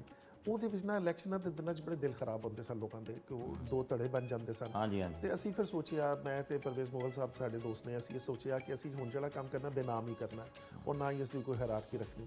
ਅਸੀਂ ਕੋਈ 2 ਸਾਲ ਲੈਣ ਚੱਲਦੇ ਰਹੇ। ਅੱਛਾ ਉਹ ਫਿਰ ਇਹ ਹੋਇਆ ਕਿ ਕਿਸੇ ਜਦੋਂ ਸਾਨੂੰ ਪਹਿਲੀ ਦਫਾ ਕੋਈ ਦੁਕਾਨ ਖਰੀਦਣੀ ਪਈ ਨਾ ਆਪਣਾ ਸਮਾਨ ਰੱਖਣ ਵਾਸਤੇ, ਉਹ ਕਿਚਨ ਦਾ, ਤੇ ਉਸ ਲਈ ਫਿਰ ਅਸੀਂ ਸੋਚਿਆ ਕਿ ਕੀ ਕਰੀਏ। ਉਹਦੇ ਵਿੱਚ ਇੱਕ ਹੋਰ ਦੋਸਤ ਵੀ ਇਨਵੋਲਵ ਸਾਨੂੰ, ਖੈਰ ਉਹ ਇੱਕ ਕਿਸੇ ਹੋਰ ਪਾਸੇ ਗੱਲ ਚਲੀ ਜਾਏਗੀ। ਬਸ ਸਾਨੂੰ ਕਿਸੇ ਨੇ ਕਿਹਾ ਕਿ ਹੁਣ ਤੁਸੀਂ ਨਾਂ ਰੱਖੋ। ਅਸੀਂ ਦੇਖਿਆ ਕਿ ਕੋਈ ਬੰਦਾ ਪਰਸਨਲ ਨਾਂ ਤੋਂ ਚੱਲਦਾ ਪਿਆ। ਅਸੀਂ ਕਿਹਾ ਬ੍ਰਾਂਡ ਦਾ ਇਹਦਾ ਤੇ ਸਾਡਾ ਖਾਣਾ ਕਿਹਦਾ ਹੈ, ਤੇ ਅਸੀਂ ਕਿਹਾ ਤੇ ਅੱਲਾ ਦਾ ਹੈ। ਤੇ ਅਸੀਂ ਪਹਿਲੇ ਸੋਚਿਆ ਕਿ ਇਹਦਾ ਨਾਂ ਅੱਲਾ ਵਾਲਾ ਕਰ ਦਈਏ। ਫਿਰ ਲੋਕਾਂ ਨੇ ਕਿਹਾ ਕਨਫਿਊਜ਼ਨ ਹੋਏਗੀ। ਉਹ ਕਰਾਚੀ ਸਾਡੇ ਦੋਸਤ ਨੇ, ਫੈਮਿਲੀ ਅੱਲਾ ਵਾਲਾ ਇੱਕ ਕਾਸਟ ਸ਼ੁਰੂ ਹੋ ਆ ਗਈ, ਕਰਾਚੀ ਦੇ ਵਿੱਚ ਇੱਕ ਹੈ ਨੇ ਉਹਨਾਂ ਨੇ ਆਪਣਾ ਨਾਂ ਰੱਖਿਆ ਹੋਇਆ। ਜੀ ਜੀ ਤੇ ਉਹ ਅਸੀਂ ਫਿਰ ਸਾਰੇ ਦੋਸਤ ਬੈਠੇ ਸਨ ਤੇ ਅਸੀਂ ਕਿਹਾ ਕਿ ਇਹਦਾ ਅੱਲਾ ਵਾਲੇ ਕਰ ਦਈਏ। ਅੱਲਾ ਵਾਲਾ ਕਰਨ ਦੇ ਨਾਲ ਐਸੀ ਕਿ ਫਿਰ ਅੱਲਾ ਦਾ ਮਹਿਮਾਨ ਹੋ ਜਾਣਾ ਸੀ, ਖੁਦਾ ਨਾ ਖਾਸਤਾ ਉੱਥੋਂ ਭੁੱਖਾ ਚਲਾ ਜਾਂਦਾ ਤੇ ਉਹ ਸਾਡਾ ਬੋਝ ਬਹੁਤ ਵੱਧ ਜਾਣਾ ਸੀ। ਜੀ ਹਾਂਜੀ ਤੇ ਅਸੀਂ ਫਿਰ ਅੱਲਾ ਵਾਲੇ ਕਰ ਦਿੱਤਾ ਔਰ ਇਹ ਸੋਚ ਕੇ ਕੀਤਾ ਕਿ ਕਿਉਂਕਿ ਹੁਣ ਅਸੀਂ ਕੰਮ ਫੈਲਾਵਾਂਗੇ ਤੇ ਉਹ ਅੱਲਾ ਵਾਲੇ ਹੋ ਜਾਣਗੇ ਨਾ, ਕਿ ਇਹ ਵੀ ਅੱਲਾ ਵਾਲੇ ਆਂਦਾ, ਇਹ ਵੀ ਅੱਲਾ ਵਾਲੇ ਆਂਦਾ, ਇਸ ਤਰ੍ਹਾਂ ਕਰਕੇ ਇਸ ਨਾਮ ਦਾ। ਬਿਲਕੁਲ ਸਹੀ ਹੈ। 2010 ਦੇ ਵਿੱਚ ਸ਼ੁਰੂ ਹੋਣ ਵਾਲਾ ਜਿਹੜਾ ਸਫ਼ਰ ਹੈ ਅੱਲਾ ਵਾਲੇ ਟਰਸਟ ਦਾ, ਉਹ ਜਾਰੀਓ ਸਾਰੀ ਹੈ ਮਾਸ਼ਾਅੱਲਾ। ਤੇ ਉਸ ਟਰਸਟ ਦੇ ਹਵਾਲੇ ਨਾਲ ਫਿਰ ਕਿਹੜੇ ਪ੍ਰੋਜੈਕਟਸ ਤੁਸੀਂ ਸ਼ੁਰੂ ਕੀਤੇ? ਜਿਸ ਲਈ ਅਸੀਂ ਖਾਣੇ 'ਚ ਆਏ ਤੇ ਖਾਣੇ ਦਾ ਪਹਿਲਾ ਜਿਹੜਾ ਸੀ ਲੌਜੀਕਲ ਸੀ ਕਿ ਅਸੀਂ ਖਾਣੇ ਦੇ ਨਾਲ ਰਾਸ਼ਨ ਸ਼ੁਰੂ ਕਰ ਦਈਏ। ਫਿਰ ਅਸੀਂ ਬੇਵਾਵਾਂ ਦਾ ਰਾਸ਼ਨ ਸ਼ੁਰੂ ਕਰ ਦਿੱਤਾ। ਅੱਛਾ, ਜਦੋਂ ਰਾਸ਼ਨ ਹੋ ਗਿਆ ਫਿਰ ਅਸੀਂ ਸੋਚਿਆ ਕਿ ਖਾਣਾ ਕੰਪਲੀਟ ਨਹੀਂ ਹੈ, ਕਿ ਖਾਣੇ ਦੇ ਨਾਲ ਪਾਣੀ ਹੋਏਗਾ ਤੇ ਫਿਰ ਇਹ ਖੁਰਾਕ ਬਣੇਗੀ। ਫਿਰ ਅਸੀਂ ਖਾਣਾ ਸ਼ੁਰੂ ਕਰਤਾ। ਉਹਦੇ 'ਚ ਥੋੜ੍ਹਾ ਜਿਹਾ ਨਾਲ ਦੱਸਦਾ ਚੱਲਾਂ ਕਿ ਇਸ ਵੇਲੇ 65% ਇਸਲਾਮਾਬਾਦ ਦੇ ਵਾਟਰ ਫਿਲਟਰੇਸ਼ਨ ਪਲਾਂਟ ਅਸੀਂ ਆਪਰੇਟ ਕਰਨੇ ਆ। ਅੱਛਾ, ਗਿਲਗਿਤ 100%, ਚਲਾਸ, ਸਕਰਦੂ, ਖੁੰਜ਼ਾ, ਇਹ ਵੀ ਸਾਡੇ ਕੋਲ ਨੇ ਸਾਰੇ ਉਹਨਾਂ ਦੇ ਵਾਟਰ ਫਿਲਟਰੇਸ਼ਨ ਪਲਾਂਟਸ। ਫਿਰ ਇਹ ਹੋਇਆ ਕਿ ਜਿਸ ਤੇ ਅਸੀਂ ਬੈਠ ਕੇ ਸੋਚਣਾ ਸ਼ੁਰੂ ਕੀਤਾ ਦੋਸਤਾਂ ਨੇ ਕਿ ਦਸਤਰਖਾਨ ਤੇ ਹਰ ਆਦਮੀ ਕਰਦਾ ਹੈ, ਤੇ ਅਸੀਂ ਇਹਨੂੰ ਜਿਹੜੀ ਫਿਲੈਂਥਰੋਪੀ ਹੈ ਇਹਨੂੰ ਇੰਪੈਕਟਫੁਲ ਕਿਵੇਂ ਕਰ ਸਕਦੇ ਹਾਂ, ਕੋਈ ਐਸੀ ਸਾਇੰਟੀਫਿਕ ਕਿਵੇਂ ਕਰ ਸਕਦੇ ਅਸੀਂ ਇਹਨੂੰ। ਅਸੀਂ ਪੜ੍ਹਦੇ ਰਹੇ ਤੇ ਅਸੀਂ ਪੜ੍ਹ ਕੇ ਇਸ ਨਤੀਜੇ ਤੇ ਪਹੁੰਚੇ ਕਿ ਸਕੂਲਾਂ 'ਚ ਖਾਣਾ ਖਵਾਉਣਾ ਚਾਹੀਦਾ ਹੈ। ਫਿਰ ਸਕੂਲ ਮੀਲ ਸ਼ੁਰੂ ਹੋ ਗਿਆ। ਸਕੂਲ ਮੀਲ ਪ੍ਰੋਗਰਾਮ ਪਹਿਲੇ ਹਾਂਜੀ ਸਕੂਲ ਮੀਲ ਸ਼ੁਰੂ ਕਰਤਾ ਅਸੀਂ। ਫਿਰ ਉਹ ਕੀਤਾ ਪਹਿਲੇ ਆਪਣੇ ਦੋਸਤਾਂ ਦੇ ਟਰਸਟਾਂ 'ਚ ਸ਼ੁਰੂ ਕੀਤਾ। ਫਿਰ ਅਸੀਂ ਉਹਨੂੰ ਗਵਰਨਮੈਂਟ ਨੂੰ ਪਿਚ ਕੀਤਾ 2021 ਦੇ ਵਿੱਚ। 2021 ਦੇ ਵਿੱਚ ਅਸੀਂ ਮਿਲ ਮਿਲਾ ਕੇ ਕੋਈ 2200 ਖਾਣਾ ਕਰਨੇ ਪਏ ਸਨ। 800 ਬੱਚਿਆਂ ਨੂੰ ਦੇ ਰਹੇ ਸਨ, ਬਾਕੀ ਸਾਡੇ ਦਸਤਰਖਾਨਾਂ ਤੇ ਜਾਂਦਾ ਸੀ। ਉਹ ਅੱਲਾ ਨੇ ਐਸੀ ਬਰਕਤ ਪਾਈ ਹੈ ਕਿ ਅਸੀਂ ਇਸ ਸਾਲ ਜਿਹੜਾ ਨਾ ਅਸੀਂ 2 ਲੱਖ ਖਾਣਾ ਟੱਚ ਕਰਾਂਗੇ ਇਨਸ਼ਾਅੱਲਾ। ਅੱਛਾ, ਜਿਸ ਤੇ ਅਸੀਂ ਸਕੂਲਾਂ 'ਚ ਖਾਣਾ ਸ਼ੁਰੂ ਕੀਤਾ ਤੇ ਅਸੀਂ ਦੇਖਿਆ ਕਿ ਖਾਣਾ ਖਵਾਉਣ ਦੇ ਨਾਲ ਬਹੁਤ ਬਿਹਤਰੀ ਹੋ ਗਈ ਹੈ। ਐਨਰੋਲਮੈਂਟ ਵੱਧ ਗਈ ਹੈ, ਅਟੈਂਡੈਂਸ ਵੱਧ ਗਈ ਹੈ, ਰਿਟੈਂਸ਼ਨ ਬਿਹਤਰ ਹੋ ਗਈ ਹੈ, ਉਹਨਾਂ ਦੀ ਹੈਲਥ ਇੰਪਰੂਵ ਹੋ ਗਈ ਹੈ, ਰਿਜ਼ਲਟਸ ਇੰਪਰੂਵ ਹੋ ਗਏ ਨੇ, ਅੱਖਾਂ ਇੰਪਰੂਵ ਹੋ ਗਈਆਂ ਨੇ। ਫਿਰ ਅਸੀਂ ਦੇਖਿਆ ਕਿ ਕੁਝ ਬੱਚੇ ਹਾਲੀ ਵੀ ਕਮਜ਼ੋਰ ਨੇ। ਉੱਥੋਂ ਅਸੀਂ ਗਏ ਗਾਇਨੀ ਦੇ ਹਸਪੀਟਲ, ਮੈਟਰਨਿਟੀ ਹਸਪੀਟਲ ਗਏ। ਅਸੀਂ ਉੱਥੇ ਜਾ ਕੇ ਉਹਨਾਂ ਨੂੰ ਐਮਐਸ ਨੂੰ ਕਿਹਾ ਕਿ ਸਾਨੂੰ ਤਜਰਬਾ ਕਰਨ ਦੇ ਕਿ ਜਿਹੜੀਆਂ ਔਰਤਾਂ ਜਿਨ੍ਹਾਂ ਨੇ ਪਹਿਲੇ ਸਟੰਟਡ ਬੱਚੇ ਨੇ ਜਿਨ੍ਹਾਂ ਦੇ, ਉਹ ਜਦੋਂ ਦੁਬਾਰਾ ਪ੍ਰੈਗਨੈਂਟ ਹੋਣ ਤੇ ਤੁਸੀਂ ਸਾਂਭਦੇ ਹੋ, ਅਸੀਂ ਐਕਸਪੈਰੀਮੈਂਟ ਕਰਨਾ ਚਾਹੁੰਦੇ ਹਾਂ। ਤੇ ਉੱਥੋਂ ਫਿਰ ਅਸੀਂ ਸ਼ੁਰੂ ਕੀਤਾ anti stunting programme. Anti ਸਟੈਂਟਿੰਗ programme ਜਿਹੜਾ ਨਾ ਉਹ ਅਸੀਂ ਸ਼ੁਰੂ ਕੀਤਾ ਜਿਹੜੇ ਬੱਚੇ ਕਮਜ਼ੋਰ ਪੈਦਾ ਹੁੰਦੇ ਨੇ ਪਰ ਪਤਾ ਚੱਲਿਆ ਕਮਜ਼ੋਰ ਬੱਚੇ ਐਸ ਕਰਕੇ ਹੁੰਦੇ ਕਿ ਮਾਂ ਕਮਜ਼ੋਰ ਹੁੰਦੀ ਹੈ ਤੇ ਅਲਟੀਮੇਟਲੀ ਅਸੀਂ ਮਾਂ ਤੇ ਚਲੇ ਗਏ ਜਦੋਂ ਅਸੀਂ ਮੈਡੀਕਲ ਲੋਕਾਂ ਨਾਲ ਗੱਲ ਕੀਤੀ ਤਾਂ ਉਹਨਾਂ ਨੇ ਕਿਹਾ ਜੀ ਕਿ ਇਹ ਜਿਹੜੀ ਹੈ ਸਾਡਾ ਪੀਡਸ ਦਾ ਮਾਮਲਾ ਹੈ ਮੇਰਾ ਉਹਨਾਂ ਨਾਲ ਇਖਤਲਾਫ ਹੋ ਗਿਆ ਮੈਂ ਕਿਹਾ ਜੀ ਮੈਂ ਗਾਇਨੀ ਤੋਂ ਸ਼ੁਰੂ ਕਰਾਂਗਾ ਉਹ ਪ੍ਰੋਜੈਕਟ ਹੁਣ ਇਸ ਵੇਲੇ ਸਾਡਾ ਕੋਈ 18 ਜਿਹੜੇ ਹਸਪੀਟਲ ਦੇ ਚੱਲਦੇ ਆ ਇੱਥੇ ਵੀ ਔਰ ਸਾਊਥ ਦੇ ਵਿੱਚ ਵੀ ਅਤੇ ਲਿਹਾਜ਼ਾ ਸਾਡਾ ਕੰਮ ਜਿਹੜਾ ਨਾ ਉਹ ਖਾਣੇ ਤੋਂ ਇਹਨਾਂ ਨੇ ਸ਼ੁਰੂ ਕੀਤਾ ਖਾਣੇ ਤੋਂ ਪਾਣੀ ਪਾਣੀ ਤੋਂ ਨਿਊਟ੍ਰੀਸ਼ਨ ਫਿਰ ਜਦੋਂ ਅਸੀਂ ਇੱਥੋਂ ਤੱਕ ਆਏ ਤੇ ਅਸੀਂ ਸੋਚਿਆ ਕਿ ਜਿਹੜੀ ਇਸ ਨੇ ਲੋਟ ਤਿਆਰ ਹੈ ਉਹਨੂੰ ਕੀ ਕੀਤਾ ਜਾਵੇ ਪਹਿਲਾਂ ਤਾਂ ਸਾਇੰਟੀਫਿਕ ਹੋ ਗਿਆ ਨਾ ਹਰ ਚੀਜ਼ ਮੈਜ਼ਰੇਬਲ ਹੋ ਗਈ ਪਰਫਾਰਮੈਂਸ ਇੰਪੈਕਟ ਸਾਡਾ ਮੈਜ਼ਰੇਬਲ ਹੋ ਗਿਆ ਫਿਰ ਅਸੀਂ ਸਕਾਲਰਸ਼ਿਪ ਸ਼ੁਰੂ ਕੀਤੇ ਫਿਰ ਅਸੀਂ ਜਿਹੜੀ ਇਸ ਲਈ ਕੋਈ 1000 ਬੱਚੇ ਦਾ ਸਕਾਲਰਸ਼ਿਪ ਦਿੰਦੇ ਹਾਂ ਅਸੀਂ ਉਹਨੂੰ ਦਿੰਦੇ ਹਾਂ ਸਾਰੀ ਪ੍ਰੋਫੈਸ਼ਨਲ ਯੂਨੀਵਰਸਿਟੀ ਇਸ ਦਫਾ ਅਸੀਂ ਉਹਨੂੰ ਆਲਮੋਸਟ ਅਸੀਂ ਇਨਸ਼ਾਅੱਲਾ ਪਾਕਿਸਤਾਨ ਦੀਆਂ ਸਾਰੀਆਂ ਇੰਜੀਨੀਅਰਿੰਗ ਯੂਨੀਵਰਸਿਟੀਆਂ ਕਵਰ ਕਰ ਜਾਵਾਂਗੇ ਔਰ ਅਸੀਂ ਹੋਰ ਵੀ ਕਾਫੀ ਐਕਸਪੈਂਸ਼ਨ ਕਰ ਰਹੇ ਹਾਂ ਉਹਦੇ 'ਚ ਅਸੀਂ ਦੇ ਰਹੇ ਹਾਂ ਉਹਨਾਂ ਨੂੰ ਟਿਊਸ਼ਨ ਫੀ ਅਸੀਂ ਉਹਨੂੰ ਮੈਸ ਦੇ ਰਹੇ ਹਾਂ ਅਸੀਂ ਉਹਦਾ ਹੋਸਟਲ ਦੇ ਰਹੇ ਹਾਂ ਔਰ ਅਸੀਂ ਉਹਦੇ ਨਾਲ ਸਟਾਈਪੈਂਡ ਵੀ ਦੇ ਰਹੇ ਹਾਂ ਵੀ ਆਰ ਵੈਰੀ ਯੂਨੀਕ ਇਸ ਤਰ੍ਹਾਂ ਦਾ ਕੋਈ ਸੈਟਅਪ ਪਹਿਲੇ ਸੁਣਨ 'ਚ ਨਹੀਂ ਆਇਆ ਤੇ ਅਸੀਂ ਇਹ ਸਭ ਜਿਹੜੇ ਡੇ ਸਕਾਲਰਸ ਨੇ ਉਹ ਇਸ ਲਈ ਹਾਲਤ ਹੈ ਬੱਚਿਆਂ ਦੀ ਕਿ ਲੋਕੀ ਮੈਡੀਕਲ ਕਾਲਜਿਸ ਨੇ ਤੇ ਖੁਦਾ ਦੀ ਕਸਮ ਆਉਣ ਜਾਣ ਦਾ ਕਿਰਾਇਆ ਅਫੋਰਡ ਨਹੀਂ ਕਰ ਰਹੇ ਤੇ ਅਸੀਂ ਉਹਨਾਂ 'ਚੋਂ ਬੱਚੇ ਸਿਲੈਕਟ ਕਰਕੇ ਅਸੀਂ ਨੀਡ ਬੇਸ ਦੇ ਰਹੇ ਹਾਂ ਨਾਟ ਮੈਰਿਟ ਬੇਸਡ ਤੇ ਅਸੀਂ ਉਹਨਾਂ ਨੂੰ ਫਿਰ ਉਹਨਾਂ ਨਾਲ ਟਰਾਂਸਪੋਰਟੇਸ਼ਨ ਵੀ ਦੇ ਰਹੇ ਹਾਂ ਤੇ ਫੂਡ ਵੀ ਦੇ ਰਹੇ ਹਾਂ ਜਿਹੜੇ ਡੇ ਸਕਾਲਰਸ ਵੀ ਨੇ ਜਦੋਂ ਸਕੂਲਾਂ ਖਾਣਾ ਖਵਾਉਣਾ ਸ਼ੁਰੂ ਕੀਤਾ ਫਿਰ ਅਸੀਂ ਜਦੋਂ ਗਵਰਨਮੈਂਟ ਸਕੂਲਾਂ 'ਚ ਜਾਣਾ ਸ਼ੁਰੂ ਕੀਤਾ ਅਸੀਂ ਦੇਖਿਆ ਕਿ ਸਕੂਲਾਂ ਦੀ ਹਾਲਤ ਠੀਕ ਨਹੀਂ ਹੈ ਫਿਰ ਅਸੀਂ ਗਵਰਨਮੈਂਟ ਕੋਲੋਂ 100 ਸਕੂਲ ਮੰਗੇ ਫਿਲਹਾਲ 57 ਸਾਡੇ ਕੋਲ ਆ ਗਏ ਨੇ ਤਾਂ 57 ਸਕੂਲਾਂ 'ਚੋਂ ਟੋਟਲ ਮੈਨੇਜਮੈਂਟ ਸਾਡੀ ਹੈ ਤੇ ਅਸੀਂ ਫਿਰ ਐਜੂਕੇਸ਼ਨ ਹੀ ਚਲੇ ਗਏ ਤੇ ਇਸ ਤਰ੍ਹਾਂ ਸਾਡਾ ਐਵੋਲੂਸ਼ਨ ਜਿਹੜਾ ਨਾ ਅੱਗੇ ਜਾਂਦਾ ਗਿਆ ਹੁਣ ਇਸ ਵੇਲੇ ਜਿਹੜਾ ਮੇਰਾ ਕਈ ਕੰਮਾਂ 'ਚੋਂ ਇੱਕ ਜਿਹੜਾ ਕੰਮ ਬੜਾ ਮੇਰੇ ਜ਼ਿਹਨ ਤੇ ਸਵਾਰ ਹੈ ਉਹ ਹੈ ਯੂਥ ਕਿਉਂਕਿ ਤੁਹਾਡੀ ਮੀਡੀਅਨ ਏਜ ਜਿਹੜੀ ਹੈ ਨਾ ਉਹ 20 ਸਾਲ 20.5 ਸਾਲ ਦੀ ਤੁਸੀਂ ਯੂਥ ਵਿੰਗ ਵੀ ਬਣਾਇਆ ਕੋਈ ਹਾਂਜੀ ਅਸੀਂ ਆਪਣਾ ਵੋਲੰਟੀਅਰ ਜਿਹੜਾ ਨਾ ਅਸੀਂ ਵਿੰਗ ਬਣਾਇਆ ਬੇਸਿਕਲੀ ਮੈਂ ਬਣਾਉਣਾ ਚਾਹੁੰਦਾ ਵਾਂ ਇੰਸਟੀਚਿਊਟ ਆਫ ਲੀਡਰਸ਼ਿਪ ਹੁਣ ਉਹਦੇ ਤੇ ਅਸੀਂ ਹੁਣ ਕੰਮ ਕਰ ਰਹੇ ਹਾਂ ਬਿਲਕੁਲ ਠੀਕ ਹੈ ਨਾਜ਼ਰੀਨ ਇੱਥੇ ਵੇਲਾ ਹੋਇਆ ਇੱਕ ਮੁਕਤਸਰ ਦੇ ਬ੍ਰੇਕ ਦਾ ਤੇ ਬ੍ਰੇਕ ਦੇ ਬਾਅਦ ਦੁਬਾਰਾ ਹਾਜ਼ਰ ਹੋਣੇ ਆ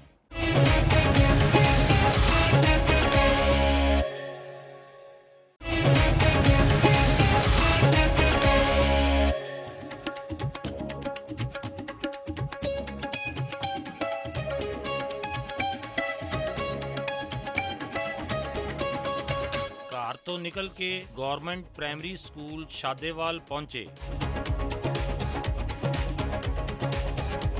ਜਿੱਥੇ ਬਲੋਚਿਸਤਾਨ ਤੋਂ ਆਏ ਹੋਏ ਸਪੈਸ਼ਲ ਸੈਕਟਰੀ ਤਾਲੀਮ ਸਲਾਮ ਖਾਨ ਅਚਕਜ਼ਈ ਵੀ ਮੌਜੂਦ ਸਨ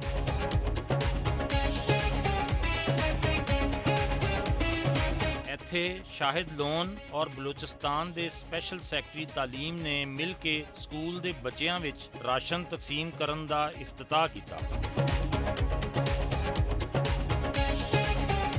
ਸ਼ਾਹਿਦ ਸਾਹਿਬ ਅਸੀਂ ਇਸ ਵੇਲੇ ਸਕੂਲ 'ਚ ਖੜੇ ਹਾਂ ਜਿੱਥੇ ਰਾਸ਼ਨ ਦੀ ਵੀ ਤਕਸੀਮ ਹੋ ਰਹੀ ਹੈ ਅਸੀਂ ਹਰ ਸਾਲ ਅਸੀਂ ਆਪਣੀ ਇਸਲਾਮੀ ਇਕਦਾਰ ਨੂੰ ਜ਼ਿਹਨ 'ਚ ਰੱਖਦੇ ਹੋਇਆ ਅਸੀਂ ਰਾਸ਼ਨ ਵੰਡਦੇ ਹਾਂ ਔਰ ਕਿਉਂਕਿ ਸਾਡਾ ਫੋਕਸ ਜਿਹੜਾ ਹੈ ਉਹ ਮਾਰਜਨਲਾਈਜ਼ ਸੁਸਾਇਟੀ ਜਿਹੜੀ ਹੈ ਉਹਦੇ ਉਹ ਪਾਰਟ ਨੇ ਬੱਚੇ ਜਿਹੜੇ ਨੇ ਇਹ ਸਭ ਤੋਂ ਪੂਅਰ ਆਫ ਦੀ ਪੂਅਰੈਸਟ ਜਿਹੜੇ ਨੇ ਉਹਨਾਂ ਫੈਮਲੀਆਂ ਦੇ ਨੇ ਤੇ ਅਸੀਂ ਇਹਨਾਂ 'ਚ ਇਸ ਦਫਾ ਸਾਡੇ 27000 ਰਾਸ਼ਨ ਜਿਹੜਾ ਨਾ ਜਿੰਨੀ ਅੱਲਾ ਨੇ ਸਾਨੂੰ ਸਤਾਤ ਦਿੱਤੀ ਅਸੀਂ ਮੰਨਦੇ ਹਾਂ ਅਸੀਂ ਪਿਛਲੇ ਸਾਲ ਵੀ ਬੱਚਿਆਂ ਨੂੰ ਰਾਸ਼ਨ ਦਿੱਤਾ ਸੀ ਅਚਕਜ਼ਈ ਸਾਹਿਬ ਤੁਸੀਂ ਬਲੋਚਿਸਤਾਨ ਦੇ ਸਪੈਸ਼ਲ ਸੈਕਟਰੀ ਐਜੂਕੇਸ਼ਨ ਹੋ ਤੇ ਇਹ ਸਾਡੀਆਂ ਇੱਥੇ ਦੀਆਂ ਜਿਹੜੀਆਂ ਐਜੂਕੇਸ਼ਨ ਦੇ ਸਿਲਸਿਲੇ ਦੇ ਵਿੱਚ ਅੱਲਾ ਵਾਲੇ ਟਰਸਟ ਦੀ ਜਿਹੜੀ ਕਾਰਵਾਈਆਂ ਨੇ ਇਹ ਤੁਸੀਂ ਦੇਖੀਆਂ ਵੀ ਨੇ ਔਰ ਤੁਹਾਨੂੰ ਇਹਦੇ ਬਾਰੇ 'ਚ ਬਹੁਤ ਸਾਰੀ ਜਾਣਕਾਰੀ ਵੀ ਹੋਏਗੀ ਤੇ ਤੁਸੀਂ ਕੀ ਮਹਿਸੂਸ ਕਰ ਰਹੇ ਹੋ sir thank you very much बहुत खुशी हो रही है आज इस प्रोग्राम को इनाग्रेट करते हुए जैसे शाहिद साहब ने बताया कि वो ऑलरेडी सिंस 2019 इस एक्टिविटी में इन है और जैसा उसके नाम से ही ज़ाहिर है अल्लाह वाले मतलब के एक इंटेंशन एक नियत उसके पीछे है कि एक खिदमत करनी है जी क्योंकि इस जज्बे के बगैर ये हो नहीं सकता है तो जितने तकरीबन कोई 1.5 लाख स्टूडेंट्स को ये ओवरऑल पाकिस्तान फीड कर रहे हैं और उसकी बहुत अच्छी फीडबैक आ रही है अच्छा जो उनको खाना मिल रहा है तो in the same way Balochistan government हमारे जो चीफ मिनिस्टर साहब है सरफराज मुफ्ती साहब वो कमिटेड है towards the enrolment of children schools के स्कूल में बच्चे आएँ जितने आउट ऑफ स्कूल चिल्ड्रन है हज़ारों बच्चे बाहर हैं अभी जी, जी। स्कूलों से, तो उनको स्कूलों में लाना और उनको रिटेन करना और उनकी अच्छी सेहत बरकरार रखना, उसके लिए उनको खाना, जो प्रोविज़न ऑफ खाना है, खाना देना है, वो बहुत इंपॉर्टेंट रोल प्ले करता जी है जी जी जी उनकी सेहत के हवाले से, उनकी स्टडीज़ में। तो इस हवाले से फिर आला वाले ट्रस्ट के साथ हमारी मुख्तलिफ कंसल्टेटिव मीटिंग्स हुई और मोडालिटीज़ हमने तय की। तो अल्हम्दुलिल्लाह government of Balochistan chief minister साहब ने अप्रूवल दे दी, चीफ सेक्रेटरी साहब इसमें काफ़ी कमिटेड थे, वो सुपरवाइज कर रहे थे। तो इस टाइम कल जब शायद साहब ने बताया हमारा MOU सेरेमनी था अल्लाह वाले ट्रस्ट फाउंडेशन के ऑफिस में। So we signed MOU with the Allah Wala Trust having 25,000 students. ਇਸ ਤੋਂ ਬਾਅਦ ਸ਼ਾਹਿਦ ਲੋਨ ਨੇ ਸਾਨੂੰ ਅੱਲਾ ਵਾਲੇ ਟਰਸਟ ਦੇ ਜ਼ੇਰੇ ਤਾਮੀਰ ਹਸਪਤਾਲ ਦਾ ਦੌਰਾ ਵੀ ਕਰਵਾਇਆ ਤੇ ਹਸਪਤਾਲ ਬਾਰੇ ਕੁਝ ਬਰੀਫਿੰਗ ਵੀ ਦਿੱਤੀ।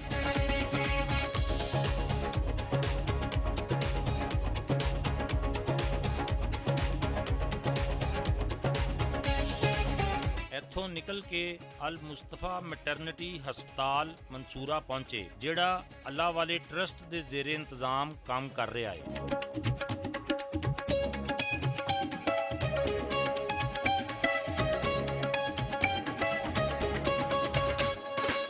ਸ਼ਾਹਿਦ ਲੋਨ ਨੇ ਹਸਪਤਾਲ ਦਾ ਜ਼ੇਰੇ ਤਾਮੀਰ ਤੁਸੀਂ ਮਨਸੂਬਾ ਵੀ ਦਿਖਾਇਆ ਔਰ ਦੱਸਿਆ ਕਿ ਇਸ ਨਵੇਂ ਹਿੱਸੇ ਦੇ ਵਿੱਚ ਹਰ ਕਿਸਮ ਦੀ ਜਦੀਦ ਵੀ ਮਸ਼ੀਨਰੀ ਦੀ ਸਹੂਲੀਅਤ ਮੌਜੂਦ ਹੋਣਗੀਆਂ।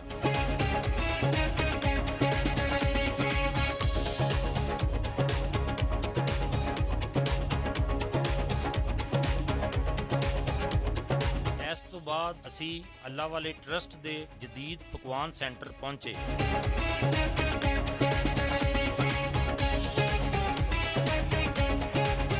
ਇਸ ਪਕਵਾਨ ਸੈਂਟਰ ਵਿੱਚ ਰੋਜ਼ਾਨਾ ਇੱਕ ਵਕਤ ਵਿੱਚ ਤਕਰੀਬਨ 1 ਲੱਖ ਅਫਰਾਦ ਦਾ ਖਾਣਾ ਤਿਆਰ ਕੀਤਾ ਜਾ ਸਕਦਾ ਹੈ।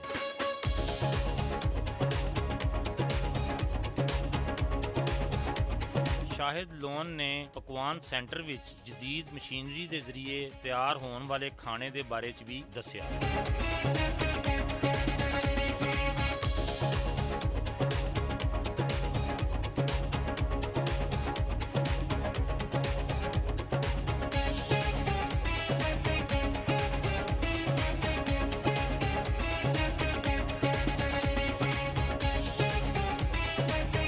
ਇੱਥੋਂ ਫਾਰਗ ਹੋ ਕੇ ਸ਼ਾਹਿਦ ਲੋਨ ਨੇ ਸਾਨੂੰ ਆਪਣੇ ਨਵੇਂ ਦਫ਼ਤਰ ਦਾ ਦੌਰਾ ਕਰਵਾਇਆ ਜਿੱਥੇ ਅਸੀਂ ਉਹਨਾਂ ਨਾਲ ਕੁਝ ਗੁਫ਼ਤਗੂ ਵੀ ਕੀਤੀ।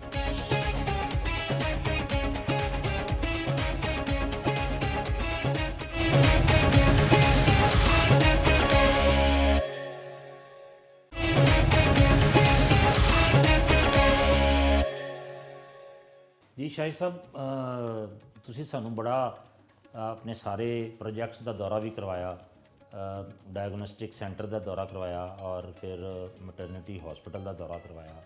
ਤੇ ਇਹ ਜਿਹੜਾ ਡਾਇਗਨੋਸਟਿਕ ਸੈਂਟਰ ਹੈ ਇਹਦੇ 'ਚ ਸਾਰੇ ਟੈਸਟ ਜਿਹੜੇ ਨੇ ਫ੍ਰੀ ਹੋਇਆ ਕਰਨਗੇ ਸਰ ਇਨਸ਼ਾਅੱਲਾ। ਤੇ ਜਿਹੜਾ ਮੈਟਰਨਿਟੀ ਹਸਪੀਟਲ ਬਣਾ ਰਹੇ ਹੋ ਤੁਸੀਂ ਔਰ ਉਹਦੀ ਤੁਸੀਂ ਇੱਕ ਬਿਲਡਿੰਗ ਵੀ ਤੁਸੀਂ ਬਣਾ ਰਹੇ ਹੋ ਨਾਲ, ਹਾਂਜੀ। ਤੇ ਉਹਦੇ ਹਵਾਲੇ ਨਾਲ ਵੀ ਕੁਝ ਦੱਸੋ ਕਿ ਉਹਦਾ ਤਰੀਕਾਕਾਰ ਕੀ ਹੋਏਗਾ, ਉੱਥੇ ਜਿਹੜੇ ਮਰੀਜ਼ ਆਇਆ ਕਰਨਗੇ ਉਹਨਾਂ ਨੂੰ ਕਿਸ ਤਰੀਕੇ ਨਾਲ ਦੇਖਿਆ ਜਾਇਆ ਕਰੇਗਾ ਔਰ ਉੱਥੇ ਕਿਹੜੀ ਕਿਹੜੀ ਸਹੂਲੀਅਤ ਮੁਯੱਸਰ ਹੋਣਗੀਆਂ। ਅਸੀਂ ਉਹਨੂੰ ਅਸਲ 'ਚ ਨਾ mother and child health centre ਦੇ ਵਿੱਚ ਕਨਵਰਟ ਕਰਾਂਗੇ। ਪਹਿਲੇ ਸਾਡਾ ਇਰਾਦਾ ਸੀ ਕਿ ਅਸੀਂ ਮੈਟਰਨਿਟੀ ਹਸਪੀਟਲ ਬਣਾਵਾਂਗੇ ਔਰ ਨਾਲ ਅਸੀਂ ਜਨਰਲ ਸਰਵਿਸਿਜ਼ ਵੀ ਦਿਆਂਗੇ, ਲੇਕਿਨ ਅਸੀਂ ਫੈਸਲਾ ਕੀਤਾ ਕਿ ਅਸੀਂ ਹੁਣ ਇਸ ਵੇਲੇ ਸਾਡੀ ਡਾਇਰੈਕਸ਼ਨ ਜਿਹੜੀ ਹੈ ਮਦਰ ਐਂਡ ਚਾਈਲਡ ਹੈਲਥ ਵੱਲ ਜਾ ਰਹੀ ਹੈ। ਉਹਨਾਂ ਗਵਰਨਮੈਂਟ ਦੇ ਨਾਲ ਵੀ ਗੱਲ ਹੋ ਰਹੀ, ਕੁਝ ਹੋਰ ਸੈਂਟਰਸ ਵੀ ਅਸੀਂ ਗਵਰਨਮੈਂਟ ਕੋਲ ਵੀ ਲਾਂਗੇ ਔਰ ਅਸੀਂ ਆਪ ਵੀ ਹੁਣ ਇੱਧਰ ਜਾ ਰਹੇ ਹਾਂ। ਸਾਡਾ ਪਹਿਲਾ mother and child health centre ਹੈ ਔਰ ਇੱਥੇ ਫਿਲਹਾਲ ਜਿਹੜਾ ਪੁਰਾਣਾ ਸੈਟਅਪ ਚੱਲ ਰਿਹਾ ਉਹਦੇ ਤੇ ਥੋੜਾ ਸਬਸਿਡਾਈਜ਼ ਵੀ ਚੱਲ ਰਿਹਾ ਔਰ ਫ੍ਰੀ ਵੀ ਚੱਲ ਰਿਹਾ, ਤੇ ਇਹ ਤੇ ਸਾਡਾ ਪੂਰਾ ਫ੍ਰੀ ਕਰਨ ਦਾ ਇਰਾਦਾ ਇਨਸ਼ਾਅੱਲਾ ਤਾਲਾ। ਔਰ ਜਿਹੜਾ ਇਹ ਹੈ ਜਿਹੜੀ ਡਾਇਗਨੋਸਟਿਕ ਸੈਂਟਰ ਹੈ ਉਹਦੇ 'ਚ MRI, CT scan, ultrasound, mammogram, digital X-ray, ਇਹ ਸਾਰੀਆਂ ਮਸ਼ੀਨਾਂ ਜਿਹੜੀਆਂ ਨੇ ਬ੍ਰਾਂਡ ਨਿਊ ਵੱਡੇ ਬ੍ਰਾਂਡ ਦੀਆਂ ਉਹ ਸਾਡੇ ਕੋਲ ਆ ਚੁੱਕੀਆਂ ਹੋਈਆਂ ਨੇ, ਉਹ ਅਸੀਂ ਇਨਸ਼ਾਅੱਲਾ ਇੰਸਟਾਲ ਕਰਾਂਗੇ ਔਰ ਇਹਦੇ 'ਚ ਅਸੀਂ ਪੈਥੋਲੋਜੀ ਦੀ ਲੈਬ ਵੀ ਬਣਾਵਾਂਗੇ। ਸ਼ਾਹਿਦ ਸਾਹਿਬ ਉਸ ਤੋਂ ਬਾਅਦ ਤੁਸੀਂ ਸਾਨੂੰ ਆਪਣੇ ਕਿਚਨ ਦਾ ਵੀ ਦੌਰਾ ਕਰਵਾਇਆ। ਇਹ ਬੜਾ ਇੱਕ ਯੂਨੀਕ ਕਿਸਮ ਦਾ ਤੁਹਾਡਾ ਕਿਚਨ ਹੈ। ਇੱਥੇ ਤੁਸੀਂ ਜਿਹੜੀਆਂ ਹਾਂਡੀਆਂ ਲਗਾਈਆਂ ਨੇ ਉਹ ਸਟੀਮ ਨਾਲ ਚੱਲਦੀਆਂ ਨੇ, ਮਤਲਬ ਫਾਇਰਲੈਸ ਹਾਂਡੀਆਂ ਨੇ, ਤੇ ਇਹ ਕੀ ਆਈਡੀਆ ਕਿੱਥੋਂ ਜ਼ਿਹਨ 'ਚ ਆਇਆ ਸਰ? ਇਹ ਦੁਨੀਆ ਦੇ ਵਿੱਚ ਨਾ ਕਨਫੈਕਸ਼ਨਿੰਗ ਦੇ ਵਿੱਚ ਟੈਕਨੋਲੋਜੀ ਚੱਲ ਰਹੀ ਸੀ, ਫਿਰ ਮੁਖਤਲਿਫ ਮੁਲਕਾਂ ਸਾਡੇ ਹਮਸਾਏ ਮੁਲਕ ਵਿੱਚ ਵੀ ਹੋਰ ਮੁਲਕਾਂ ਦੇ ਵਿੱਚ ਵੀ ਕੁਕਿੰਗ ਵਾਸਤੇ ਟਰਾਈ ਕੀਤਾ ਸੀ ਉਹ ਫਿਰ ਮੈਂ ਇੱਥੇ ਟਰਾਈ ਕੀਤਾ। ਜਿਹੜਾ ਤੁਸੀਂ ਹੁਣ ਥੱਲੇ ਦੇਖ ਕੇ ਆਏ ਹੋ, ਤੀਸਰੀ ਵਰਜ਼ਨ ਮੇਰੀ ਚੱਲਦੀ ਪਈ ਹੈ ਡਿਜ਼ਾਈਨ ਰਿਵੀਜ਼ਨ ਦੀ। ਜਿਹੜੀਆਂ ਐਸਟੇ ਹਾਂਡੀਆਂ ਲੱਗੀਆਂ ਹੋਈਆਂ ਨੇ, ਉਹ ਜਿਹੜੀ ਤੁਸੀਂ ਆਟੋਮੈਟਿਕ ਹਾਂਡੀ ਦੇਖੀ ਹੈ, ਉਹ ਮੇਰੀ ਚੌਥੀ ਸਮਝੋ ਕਿ ਡਿਜ਼ਾਈਨ ਰਿਵੀਜ਼ਨ ਹੈ। ਰਿਵੀਜ਼ਨ ਨਹੀਂ ਬਲਕਿ ਸਮਝੋ ਉਹ ਨੈਕਸਟ ਸਾਡਾ ਮਤਲਬ ਅਸੀਂ ਉਹਨੂੰ ਕਹਿ ਸਕਦੇ ਹਾਂ ਕਿ ਇਨੋਵੇਸ਼ਨ ਹੈ, ਜਦੀਦ ਉਹਦੀ ਸ਼ਕਲ ਹੋਏਗੀ। ਜੀ ਜਿਹੜੀਆਂ ਪਹਿਲੇ ਹਾਂਡੀਆਂ ਪੱਕ ਰਹੀਆਂ ਨੇ, ਉਹ ਅਸੀਂ ਇਸ ਵੇਲੇ ਲੱਖ ਖਾਣਾ ਬਣਾ ਸਕਦੇ ਹਾਂ। ਅਸੀਂ ਪਿਛਲੇ ਦਿਨਾਂ ਕਿਸੇ ਫੰਕਸ਼ਨ ਦੇ ਉੱਤੇ 3 ਦਿਨ 80,000 ਖਾਣਾ, ਦੁਪਹਿਰ 80,000 ਰਾਤ ਦਾ ਦਿੱਤਾ ਸੀ। ਅੱਛਾ, ਹਾਂਜੀ, ਇੱਕ ਵਕਤ 'ਚ 80,000 ਖਾਣਾ? ਜੀ 80,000। ਔਰ ਪਿਛਲੇ ਸਾਲ ਅਸੀਂ ਰਮਜ਼ਾਨ ਦੇ ਵਿੱਚ ਆਲਮੋਸਟ 10 ਲੱਖ ਅਸੀਂ ਇਫਤਾਰ ਜਿਹੜਾ ਹੈ ਉਹ ਪ੍ਰੋਡਿਊਸ ਕੀਤਾ ਆਪਣਾ। ਲੇਕਿਨ ਉਹ ਡਿਸਟਰੀਬਿਊਟਡ ਸੀ, ਉਹ ਸਾਰਾ ਇੱਥੇ ਨਹੀਂ ਸੀ। ਉਹ ਕੋਈ 20-25,000 ਇੱਥੇ ਸੀ, ਇਸ ਤਰ੍ਹਾਂ ਇਸਲਾਮਾਬਾਦ ਸੀ, ਇਸ ਤਰ੍ਹਾਂ ਦੂਸਰੀਆਂ ਜਗ੍ਹਾ ਸਨ। ਜਦੀਦ ਨਵੀਂ ਮਸ਼ੀਨ ਦਾ ਮਨਸੂਬਾ ਜਿਹੜਾ ਤੁਸੀਂ ਲਿਆ ਰਹੇ ਹੋ, ਇਹ ਮਸ਼ੀਨ ਕਿਸ ਤਰ੍ਹਾਂ ਦੀ ਹੋਏਗੀ? ਮਤਲਬ ਇਸ ਲਈ ਇਸ ਤਰ੍ਹਾਂ ਹੈ ਕਿ ਸਾਡੇ ਕੋਲ ਨਾ ਸ਼ੁਰੂ ਤੋਂ ਜਿਹੜੇ ਚਾਵਲ ਨੇ ਨਾ, ਉਹ ਸਾਡੇ ਬਣਦੇ ਨੇ ਬਲਕਿ ਸਾਡਾ 3 ਟਨ ਚਾਵਲ ਬਣਦਾ ਫਸਟ ਕਰੋ, ਜਿਸ ਤਰ੍ਹਾਂ ਇਸਲਾਮਾਬਾਦ ਕਿਚਨ 'ਚ ਇੱਕ ਟਾਈਮ 'ਤੇ। ਤਾਂ ਉਹਦੇ 'ਚ ਨਾ ਇੱਕਦਮ ਸਾਡਾ ਪ੍ਰੋਬਲਮ ਹੋਈ ਕਿ ਚਾਵਲ ਜਿਹੜੇ ਨੇ ਨਾ, ਉਹਨਾਂ ਦੀ ਕੁਆਲਿਟੀ 'ਤੇ ਥੋੜ੍ਹਾ ਜਿਹਾ ਫਰਕ ਆ ਗਿਆ। ਕੁਝ ਚਾਵਲ ਨਰਮ ਹੋ ਗਏ, ਕੁਝ ਠੀਕ ਰਹੇ। ਅਤੇ ਅਸੀਂ ਗੈਟ ਕੀਤਾ ਕਿ ਜਿਹੜੇ ਬੰਦੇ ਨੇ ਅਗਰ ਉਹ ਭੁੱਲ ਜਾਣ ਪਾਣੀ ਪਾਣਾ, ਉਹਦੀ ਕੈਲਕੂਲੇਸ਼ਨ ਭੁੱਲ ਜਾਣ, ਤਾਂ ਸਾਡੀ ਕੁਆਲਿਟੀ 'ਚ ਫਰਕ ਆ ਸਕਦਾ। ਤੇ ਅਸੀਂ ਉਹ ਸਟੈਂਡਰਡਾਈਜ਼ ਕਰਨ ਵਾਸਤੇ ਫਿਰ ਇਹ ਕੀਤਾ ਕਿ ਅਸੀਂ ਉਹਦੇ ਪਿੱਛੇ PLC ਕੰਟਰੋਲ ਲਾ ਕੇ ਉਹਨੂੰ ਆਟੋਮੇਟ ਕਰਤਾ ਵਾਟਰ ਨੂੰ, ਕਿ ਅਸੀਂ ਹਰ ਹਾਂਡੀ ਦੇ ਵਿੱਚ ਇੱਕੋ ਜਿੰਨਾ ਪਾਣੀ ਪਾਵਾਂਗੇ। ਉਹ ਤੋਂ ਫਿਰ ਸਾਡਾ ਜ਼ਿਹਨ ਚੱਲਣਾ ਸ਼ੁਰੂ ਹੋਇਆ ਕਿ ਅਸੀਂ ਰੈਸਿਪੀ ਵੀ ਸਟੈਂਡਰਡਾਈਜ਼ ਕਰ ਲਿੱਤੀ, ਪਾਣੀ ਵੀ ਸਟੈਂਡਰਡਾਈਜ਼ ਕਰ ਲਿੱਤਾ, ਅਸੀਂ ਕੁਕਿੰਗ ਕਿਉਂ ਨਾ ਸਟੈਂਡਰਡਾਈਜ਼ ਕਰੀਏ। ਤੇ ਉਹਦੇ ਬਾਅਦ ਫਿਰ ਟੋਟਲੀ ਆਟੋਮੈਟਿਕ ਜਿਹੜੀ ਹੈ ਨਾ ਕੁਕਿੰਗ ਪੌਟ ਅਸੀਂ ਬਣਾਉਣ ਦੇ ਉੱਤੇ ਸ਼ੁਰੂ ਹੋ ਗਏ ਪ੍ਰੋਜੈਕਟ 'ਤੇ। ਅੱਛਾ, ਜਿਹੜੀ ਥੱਲੇ ਤੁਸੀਂ ਆਟੋਮੈਟਿਕ ਹਾਂਡੀ ਦੇਖੀ ਹੈ ਨਾ, ਉਹਦੇ 'ਚ ਇਹ ਕਿ ਅੰਦਰ ਹਾਂਡੀ ਦੇ ਅੰਦਰ ਅਸੀਂ ਐਜੀਟੇਟਰ ਲਾਤਾ, ਲਿਹਾਜ਼ਾ ਉਹਦੇ ਚਮਚਾ ਮਾਰਨ ਦੀ ਜਿਹੜੀ ਜ਼ਰੂਰਤ ਨਹੀਂ ਰਹੇਗੀ। ਉਹ ਜਿਸਲੇ ਚਾਹੀਦਾ ਹੋਏਗਾ ਚਮਚਾ ਚਲਾਉਣ ਦੀ, ਉਹ ਅਸੀਂ ਉਹਦੀ ਟਾਈਮਿੰਗ ਕਰ ਦਿੱਤੀ, ਉਸ ਤੋਂ ਚਲਾ ਦੇਗਾ। ਮਤਲਬ ਜਿਸਲੇ ਜ਼ਰੂਰਤ ਮਹਿਸੂਸ ਕਰੇਗੀ ਹਾਂਡੀ, ਉਹ ਕੰਪਿਊਟਰ ਆਪੇ ਹੀ ਕੰਪਿਊਟਰ ਨੂੰ ਕਮਾਂਡ ਦੇ ਦੇਗਾ, ਉਹ ਚੱਲਣਾ ਸ਼ੁਰੂ ਹੋ ਜਾਏਗਾ। ਅੱਛਾ, ਇਸ ਲਈ ਅਸੀਂ ਇਸ ਸਟੇਜ 'ਤੇ ਆ ਗਏ ਹਾਂ ਕਿ ਅਸੀਂ ਆਪਣੀ ਸਾਰੀ ਰੈਸਿਪੀਜ਼ ਜਿਹੜੀਆਂ ਨੇ ਉਹ ਕੰਪਿਊਟਰ 'ਚ ਫੀਡ ਕਰ ਦਿੱਤੀਆਂ ਨੇ, ਉੱਥੇ ਹੀ ਕੰਟਰੋਲ ਹੁੰਦੀਆਂ ਨੇ। ਹਾਂਡੀ ਦਾ ਟੈਂਪਰੇਚਰ ਜਿਹੜਾ ਕੰਪਿਊਟਰ ਖੁਦ ਹੀ ਮੇਨਟੇਨ ਕਰਦਾ ਹੈ, ਔਰ ਉਹਦੇ ਮੁਤਾਬਿਕ ਜਿਹੜਾ ਕੁਕਿੰਗ ਟਾਈਮ ਚਾਹੀਦਾ ਹੁੰਦਾ ਉਹਨਾਂ ਕੁਕਿੰਗ ਟਾਈਮ ਕਰਦਾ ਹੈ। ਅੱਛਾ, ਇਹ ਸਾਰਾ ਪ੍ਰੋਗਰਾਮ ਉਹਦੇ 'ਚ ਆ ਗਿਆ ਹੈ। ਉਹਦੇ 'ਚ ਇਹ ਹੁੰਦਾ ਕਿ ਉਹ ਆਪੇ ਹੀ ਪਿੱਛੋਂ ਸਟੀਮ ਛੱਡਦਾ ਹੈ, ਆਪੇ ਹੀ ਰੋਕਦਾ ਹੈ ਜਿੰਨਾ ਉਹਨੂੰ ਟੈਂਪਰੇਚਰ ਚਾਹੀਦਾ ਹੁੰਦਾ ਹੈ। ਔਰ ਉਹਦੇ 'ਚ ਉਹ ਪਹਿਲ ਇੱਕ ਪ੍ਰੋਸੈਸ ਕਰਨ ਦੇ ਬਾਅਦ ਨਾ ਆਪਣੀ ਟੋਨ ਦਿੰਦਾ ਹੈ। ਅਸੀਂ ਉਹ ਟੋਨ ਦੇ ਉੱਤੇ ਅਗਲਾ ਇਨਗਰੀਡੀਐਂਟ ਪਾ ਦਿੰਦੇ ਹਾਂ, ਉਹ ਫਿਰ ਅਗਲੇ ਪ੍ਰੋਸੈਸ 'ਚ ਚਲਾ ਜਾਂਦਾ ਹੈ। ਫਿਰ ਉਹ ਬੀਪ ਦਿੰਦਾ ਹੈ, ਫਿਰ ਅਸੀਂ ਉਹਦੇ 'ਚ ਅਗਲਾ ਪਾ ਦਿੱਤਾ। ਇਹ ਸਟੈਪ ਸਾਡਾ ਕੰਪਲੀਟ ਹੋ ਗਿਆ। ਸੋ ਸਾਡੀ ਆਟੋਮੇਸ਼ਨ ਜਿਹੜੀ ਹੈ ਉਹ ਇੱਥੋਂ ਤੱਕ ਆ ਗਈ ਹੈ ਕਿ ਸਾਡੀ ਹਾਂਡੀ ਖੁਦ ਪਕਾਉਂਦੀ ਹੈ। ਹੁਣ ਰਹਿ ਗਿਆ ਇਨਗਰੀਡੀਐਂਟ ਉਹਦੇ ਸੁੱਟਣ ਦੀ ਵਾਰੀ। ਉਹ ਅਸੀਂ ਸਪਿਲ ਕਰਨ ਵਾਸਤੇ ਅਸੀਂ ਉਹਦੇ ਅੱਜ ਕੱਲ੍ਹ ਡਿਜ਼ਾਈਨ ਫੇਜ਼ ਵਿੱਚ ਹੈਗੇ ਹਾਂ। ਉਹ ਇਨਸ਼ਾਅੱਲਾ ਇਸ ਕੁਆਰਟਰ ਵਿੱਚ ਅਸੀਂ ਕਾਮਯਾਬ ਹੋ ਜਾਵਾਂਗੇ ਕਿ ਅਸੀਂ ਉਹਦੇ 'ਚ ਜਿਹੜੀਆਂ ਜਿੰਨੀ ਵੀ ਚੀਜ਼ਾਂ ਪੈਣੀਆਂ ਨੇ, ਜਿਹੜੀ ਕਿ ਆਦਮੀ ਪਕੜ ਕੇ ਡਾਲਦਾ ਹੈ, ਹਾਂਜੀ, ਉਹ ਵੀ ਉਹਦੀ ਵੀ ਜ਼ਰੂਰਤ ਖਤਮ ਹੋ ਜਾਏਗੀ। ਇਹਦੇ ਨਾਲ ਟਾਈਮ ਦੀ ਵੀ ਬੜੀ ਬਚਤ ਹੋਏਗੀ ਸਰ। ਇਹਦੇ ਨਾਲ ਟਾਈਮ ਦੀ ਵੀ ਬਚਤ ਹੋਏਗੀ, ਸਟੈਂਡਰਡਾਈਜੇਸ਼ਨ ਵੀ ਹੋਏਗੀ, ਔਰ ਇਹਦੇ ਨਾਲ ਹਾਈਜੀਨ ਦਾ ਵੀ ਜਿਹੜੀ ਥੋੜ੍ਹਾ ਬਹੁਤ ਅਵਲ ਤੇ ਸ਼ੁਕਰ ਅਲਹਮਦੁਲਿਲਾ ਅਸੀਂ 5 ਸਾਲ ਤੋਂ ਪਕਾ ਰਹੇ ਹਾਂ, ਸਾਡੇ ਹਾਈਜੀਨ ਦਾ ਕੋਈ ਐਸਾ ਇਸ਼ੂ ਨਹੀਂ ਹੋਇਆ। ਲੇਕਿਨ ਅਸੀਂ ਹਰ ਵੇਲੇ ਇੰਪਰੂਵ ਕਰਨੇ ਆ ਆਪਣੀ ਹਰ ਚੀਜ਼, ਤੇ ਉਹਦੇ 'ਚ ਵੀ ਜਿਹੜਾ ਕੋਈ ਅਗਰ ਕੋਈ ਪਰਸੈਂਟੇਜ ਹੈ ਅਗਰ ਕਿਸੇ ਤਰ੍ਹਾਂ ਦੀ, ਤਾਂ ਉਹ ਵੀ ਖਤਮ ਹੋ ਜਾਏਗੀ। 80,000 ਤੋਂ 1 ਲੱਖ ਖਾਣਾ ਜਿਹੜਾ ਹੈ ਉਹ ਇੱਕ ਟਾਈਮ ਤੇ ਤੁਸੀਂ ਮਤਲਬ ਪਕਾ ਦਿੰਦੇ ਹੋ। ਬਿਲਕੁਲ, ਇਹ ਤੁਹਾਡੀਆਂ ਮਸ਼ੀਨਾਂ ਦੇ ਵਿੱਚ। ਹਾਂ, ਅਸੀਂ ਜਿਹੜਾ ਇਸ ਲਈ ਅਸੀਂ ਜਿਹੜਾ ਆਪਣੇ ਗਵਰਨਮੈਂਟ ਦੇ ਪ੍ਰਾਇਮਰੀ ਸਕੂਲਾਂ 'ਚ ਦੇ ਰਹੇ ਹਾਂ, ਉਹ ਮੈਂ ਫਿਰ ਰਿਪੀਟ ਕਰਦਾ ਕਿ ਅਸੀਂ ਆਪਣੇ ਯਾਨੀ ਅਸੀਂ ਦੇ ਰਹੇ ਹਾਂ, ਅਸੀਂ ਗਵਰਨਮੈਂਟ ਸਾਨੂੰ ਪੈਸੇ ਦੇ ਰਹੀ ਹੈ। ਇਹ ਹੁਣ ਸਾਨੂੰ ਕੱਲ੍ਹ ਅਸੀਂ ਸੈਕਿੰਡ ਫੇਜ਼ ਸ਼ੁਰੂ ਕੀਤਾ। ਪਹਿਲਾਂ 3 ਮਹੀਨੇ ਦਾ ਸੀ, ਹੁਣ 3 ਮਹੀਨੇ ਦਾ ਹੋ ਰਿਹਾ, ਜਿਹਦੇ ਸਾਡੇ ਨਾਲ ਫੂਡ ਅਥਾਰਟੀ ਜਿਹੜੀ ਹੈ ਪੰਜਾਬ ਫੂਡ ਅਥਾਰਟੀ, ਉਹ ਸਾਡੀ ਪਾਰਟਨਰ ਬਣੀ ਹੈ। ਲੇਕਿਨ ਉਹ 90 ਦਿਨ ਦੇ ਪ੍ਰੋਜੈਕਟਸ ਨੇ। ਲੇਕਿਨ ਅਸੀਂ ਤਾਂ ਪਿਛਲੇ 5 ਸਾਲ ਤੋਂ ਖਿਲਾ ਰਹੇ ਹਾਂ ਨਾ। ਅੱਛਾ, ਤੇ ਹਕੂਮਤ ਪੰਜਾਬ ਵੱਲੋਂ ਜਾਂ ਫੈਡਰਲ ਗਵਰਨਮੈਂਟ ਵੱਲੋਂ ਤੁਹਾਨੂੰ ਕੋਈ ਸਪੋਰਟ ਨਹੀਂ ਕੀਤੀ ਜਾ ਰਹੀ? ਨਹੀਂ, ਉਹ ਉਧਰੋਂ ਜਿਹੜਾ ਹਕੂਮਤ ਪੰਜਾਬ ਜਿਹੜੀ ਹੈ ਉਹਦੇ ਨੂੰ ਐਸ ਸੱਚ ਜਿਹੜੀ ਪ੍ਰੋਵਿੰਸ਼ੀਅਲ ਗਵਰਨਮੈਂਟ ਹੈ ਉਹਦੇ ਵੱਲੋਂ ਸਪੋਰਟ ਨਹੀਂ ਹੈ। ਜਿਸ ਤਰ੍ਹਾਂ ਹੁਣ ਇਹਨਾਂ ਨੇ ਸਾਨੂੰ ਥੋੜਾ ਜਿਹਾ ਇਦਾਰਾ ਹੋਇਆ ਨਾ ਜੀ, ਹਾਂਜੀ ਇਦਾਰਾ ਹੈ, ਲੇਕਿਨ ਗਵਰਨਮੈਂਟ ਵੱਲੋਂ ਉਸ ਤਰ੍ਹਾਂ ਨਹੀਂ ਹੈ। ਵੈਸੇ ਸਾਡਾ ਮਿਲਦੇ ਬਹੁਤ ਪਿਆਰ ਨਾਲ ਨੇ, ਜਿਹੜੇ ਸਾਡੇ ਮਿਨਿਸਟਰ ਨੇ ਉਹ ਬਹੁਤ ਇੱਜ਼ਤ ਕਰਦੇ ਨੇ, ਉਹ ਸਾਡੀ ਮਿਹਨਤ ਨੂੰ ਐਕਨੋਲੇਜ ਵੀ ਕਰਦੇ ਨੇ। ਲੇਕਿਨ ਸਮਹਾਓ ਇੱਥੇ ਫਿਲਹਾਲ ਇਹ ਖਾਣਾ ਗਵਰਨਮੈਂਟ ਦੀ ਪਾਰਟਨਰਸ਼ਿਪ ਨਾਲ ਨਹੀਂ ਹੋ ਰਿਹਾ। ਲੇਕਿਨ ਜਿਹੜਾ ਫੈਡਰਲ ਗਵਰਨਮੈਂਟ ਹੈ ਉਹਦੇ ਵਿੱਚ prime minister nutrition initiative, national prime minister nutrition initiative, ਉਹ ਜਿਹੜਾ ਹੈ ਉਹਦੇ 'ਚ ਅਸੀਂ ਪਾਰਟਨਰ ਹਾਂ। ਅਸੀਂ ਪਹਿਲੇ ਤੇ ਫ੍ਰੀ ਖਿਲਾ ਰਹੇ ਸਾਂ ਉੱਥੇ ਕਈ ਹਜ਼ਾਰ ਖਾਣਾ। ਫਿਰ ਉਹ ਜਦੋਂ ਉਹਨਾਂ ਨੇ ਇਹ ਨਿਊਟ੍ਰੀਸ਼ਨ ਪ੍ਰੋਗਰਾਮ ਸ਼ੁਰੂ ਕੀਤਾ ਤੇ ਅਸੀਂ ਉਹਨਾਂ ਦੀ ਬੈਸਟ ਚੋਇਸ ਹਾਂ, ਸਾਡੇ ਨਾਲ ਪਾਰਟਨਰਸ਼ਿਪ ਹੋ ਗਈ। ਹੁਣ ਅਸੀਂ ਇਹ ਕਿ 30% ਅਸੀਂ ਪਾਉਂਦੇ ਹਾਂ, 70% ਉਹ ਪਾਉਂਦੇ ਨੇ, ਤੇ ਸਾਡੀ ਪਾਰਟਨਰਸ਼ਿਪ ਉਹਨਾਂ ਨਾਲ। ਇਸ ਤਰ੍ਹਾਂ GB ਹੈ, ਉਹਦੇ 'ਚ ਵੀ ਸਾਡੀ ਪਾਰਟਨਰਸ਼ਿਪ ਹੈ ਉਹਨਾਂ ਦੇ ਨਾਲ। ਔਰ ਹੁਣ ਅਸੀਂ ਕੱਲ੍ਹ ਕੀਤਾ ਬਲੋਚਿਸਤਾਨ ਨਾਲ ਸਾਈਨ 25,000 ਖਾਣਾ, ਉਹਦੇ 'ਚ ਵੀ ਗਵਰਨਮੈਂਟ ਸਾਡੀ ਪਾਰਟਨਰ ਹੋਏਗੀ। ਔਰ ਅਸੀਂ ਫਿਲਹਾਲ ਤੇ ਫਾਟਾ ਖੁਦ ਹੀ ਜਾ ਰਹੇ ਹਾਂ KPK ਦੇ 'ਚ, ਲੇਕਿਨ ਉਹਦੇ ਵਿੱਚ ਵੀ ਗਵਰਨਮੈਂਟ ਹੁਣ ਬਹੁਤ ਇੰਟਰਸਟਿਡ ਹੈ। ਤੇ ਜਿਹੜਾ ਅਸੀਂ 21 ਤੇ ਜਾ ਕੇ ਗਵਰਨਮੈਂਟ ਨੂੰ ਜਦੋਂ ਸੁਜੈਸਟ ਕੀਤਾ ਸੀ, 19 ਵੀ ਅਸੀਂ ਟਰਾਇਲ ਕੀਤਾ ਸੀ ਔਰ 21 ਤੇ 'ਚ ਅਸੀਂ ਗਵਰਨਮੈਂਟ ਨੂੰ ਨਾ ਪ੍ਰੈਜ਼ੈਂਟ ਕੀਤਾ ਸੀ ਕੇਸ। ਉਸ ਵੇਲੇ ਤੇ ਕੋਈ ਗਵਰਨਮੈਂਟ ਤਿਆਰ ਨਹੀਂ ਸੀ, ਤੇ ਸ਼ੁਕਰ ਅਲਹਮਦੁਲਿਲਾ ਹੁਣ 3 ਗਵਰਨਮੈਂਟਸ ਜਿਹੜੀਆਂ ਪ੍ਰੋਵਿੰਸ਼ੀਅਲ ਗਵਰਨਮੈਂਟਸ ਉਹ ਸਾਡੇ ਨਾਲ ਪਾਰਟਨਰਸ਼ਿਪ ਵਿੱਚ ਨੇ। ਬਾਕੀ ਸੂਬਿਆਂ 'ਚ ਵੀ ਜਾਣ ਦਾ ਪ੍ਰੋਗਰਾਮ ਹੈ ਜੀ? ਸਿੰਧ ਦੇ ਵਿੱਚ ਹੈ ਸੀ, ਉਹ ਥੋੜਾ ਡਿਲੇ ਹੋ ਗਿਆ। ਪਹਿਲੇ ਅਸੀਂ ਕਰਾਚੀ 'ਚ ਕੋਈ 50,000 ਖਾਣਾ ਸ਼ੁਰੂ ਕਰਨ ਲੱਗੇ ਸਾਂ। ਅੱਛਾ। ਫਿਰ ਉਹਨਾਂ ਨੇ ਕਿਹਾ ਕਿ ਤੁਸੀਂ ਆ ਜਾਓ ਬਦੀਨ ਦੇ 'ਚ, ਫਿਰ ਅਸੀਂ ਬਦੀਨ ਦਾ ਸਰਵੇ ਕਰ ਲਿੱਤਾ। ਉਹਦਾ ਪ੍ਰੋਸੈਸ ਜ਼ਰਾ ਸਲੋ ਹੈ। ਮੈਨੂੰ ਇੰਝ ਲੱਗ ਰਿਹਾ ਕਿ ਜਿਵੇਂ KPK ਜਿਹੜਾ ਨਾ, KPK ਵੀ ਅਸੀਂ ਫਾਟਾ ਖੁਦ ਸ਼ੁਰੂ ਕਰਨ ਲੱਗੇ ਆ, ਲੇਕਿਨ ਮੈਨੂੰ ਇੰਝ ਲੱਗਦਾ ਹੈ ਕਿ KPK ਜ਼ਿਆਦਾ ਤੇਜ਼ ਚੱਲ ਰਿਹਾ। ਤੇ ਸਰ ਤੁਸੀਂ ਹਰ ਸਾਲ ਰਮਜ਼ਾਨ ਦੇ ਵਿੱਚ ਵੀ ਤੁਸੀਂ ਬਹੁਤ ਸਾਰੇ ਅਫਤਾਰੀਆਂ ਕਰਵਾਉਂਦੇ ਹੋ। ਸਾਡਾ ਇੱਥੇ ਦਸਤਰਖਾਨ ਲੱਗਦਾ ਹੈ, ਸਾਡੇ ਕਾਫੀ ਦੋਸਤਾਂ ਮਿਲ ਕੇ 10-11 ਦਸਤਰਖਾਨ ਲੱਗਦੇ, ਲੇਕਿਨ ਜਿਹੜਾ ਸਾਡਾ ਦਸਤਰਖਾਨ ਹੈ ਉਹ ਹੈ ਲੋਕਾਂ ਦਾ, ਦੋਸਤਾਂ ਦਾ ਖਿਆਲ ਹੈ ਕਿ ਪੰਜਾਬ ਦਾ ਸਭ ਤੋਂ ਵੱਡਾ ਦਸਤਰਖਾਨ ਹੈ। ਉਹ ਚੱਲਦਾ ਇੱਥੇ ਮੀਆਂ ਪਲਾਜ਼ਾ ਜੋਹਰ ਟਾਊਨ ਦੇ ਵਿੱਚ। ਔਰ ਉਹਦੇ ਇਲਾਵਾ ਪਿਛਲੇ ਦਫਾ ਹੋਇਆ ਕਿ ਬੈਤੁਲ ਮਾਲ ਸਾਡੇ ਨਾਲ ਮਿਲ ਗਿਆ ਔਰ ਅਸੀਂ ਕੋਈ 10 ਲੱਖ ਇਫਤਾਰੀ ਜਿਹੜੀ ਹੈ ਨਾ ਅਸੀਂ ਉਹਨਾਂ ਨਾਲ ਮਿਲ ਕੇ ਕੋਈ 15 ਸ਼ਹਿਰਾਂ ਦੇ ਵਿੱਚ ਜਿਹੜੀ ਹੈ ਨਾ ਅਸੀਂ ਕੀਤੀ ਸੀ। 25,000 ਰਾਸ਼ਨ ਦੀ ਤੇ ਪਰਚੇਜ਼ ਜਿਹੜੀ ਹੈ ਨਾ ਉਹਦੀ ਪਹਿਲੀ ਲੋਟ ਆ ਗਈ, ਉਹ ਥੱਲੇ ਪਈ ਹੋਈ ਜੀ। ਤੇ ਉਹ ਥੋੜੀ ਜਿਹੀ ਡਿਲੇ ਹੋਈ ਹੈ ਕਿਉਂਕਿ ਸਾਡੇ ਨਾ ਅਸੀਂ ਆਪ ਥੈਲੇ ਬਣਵਾਏ ਸਨ, ਜ਼ਿਪਾਂ ਲਗਵਾ ਕੇ ਖੂਬਸੂਰਤ ਜਿਹੇ ਡੱਬੇ ਹਟਾਏ ਸਨ।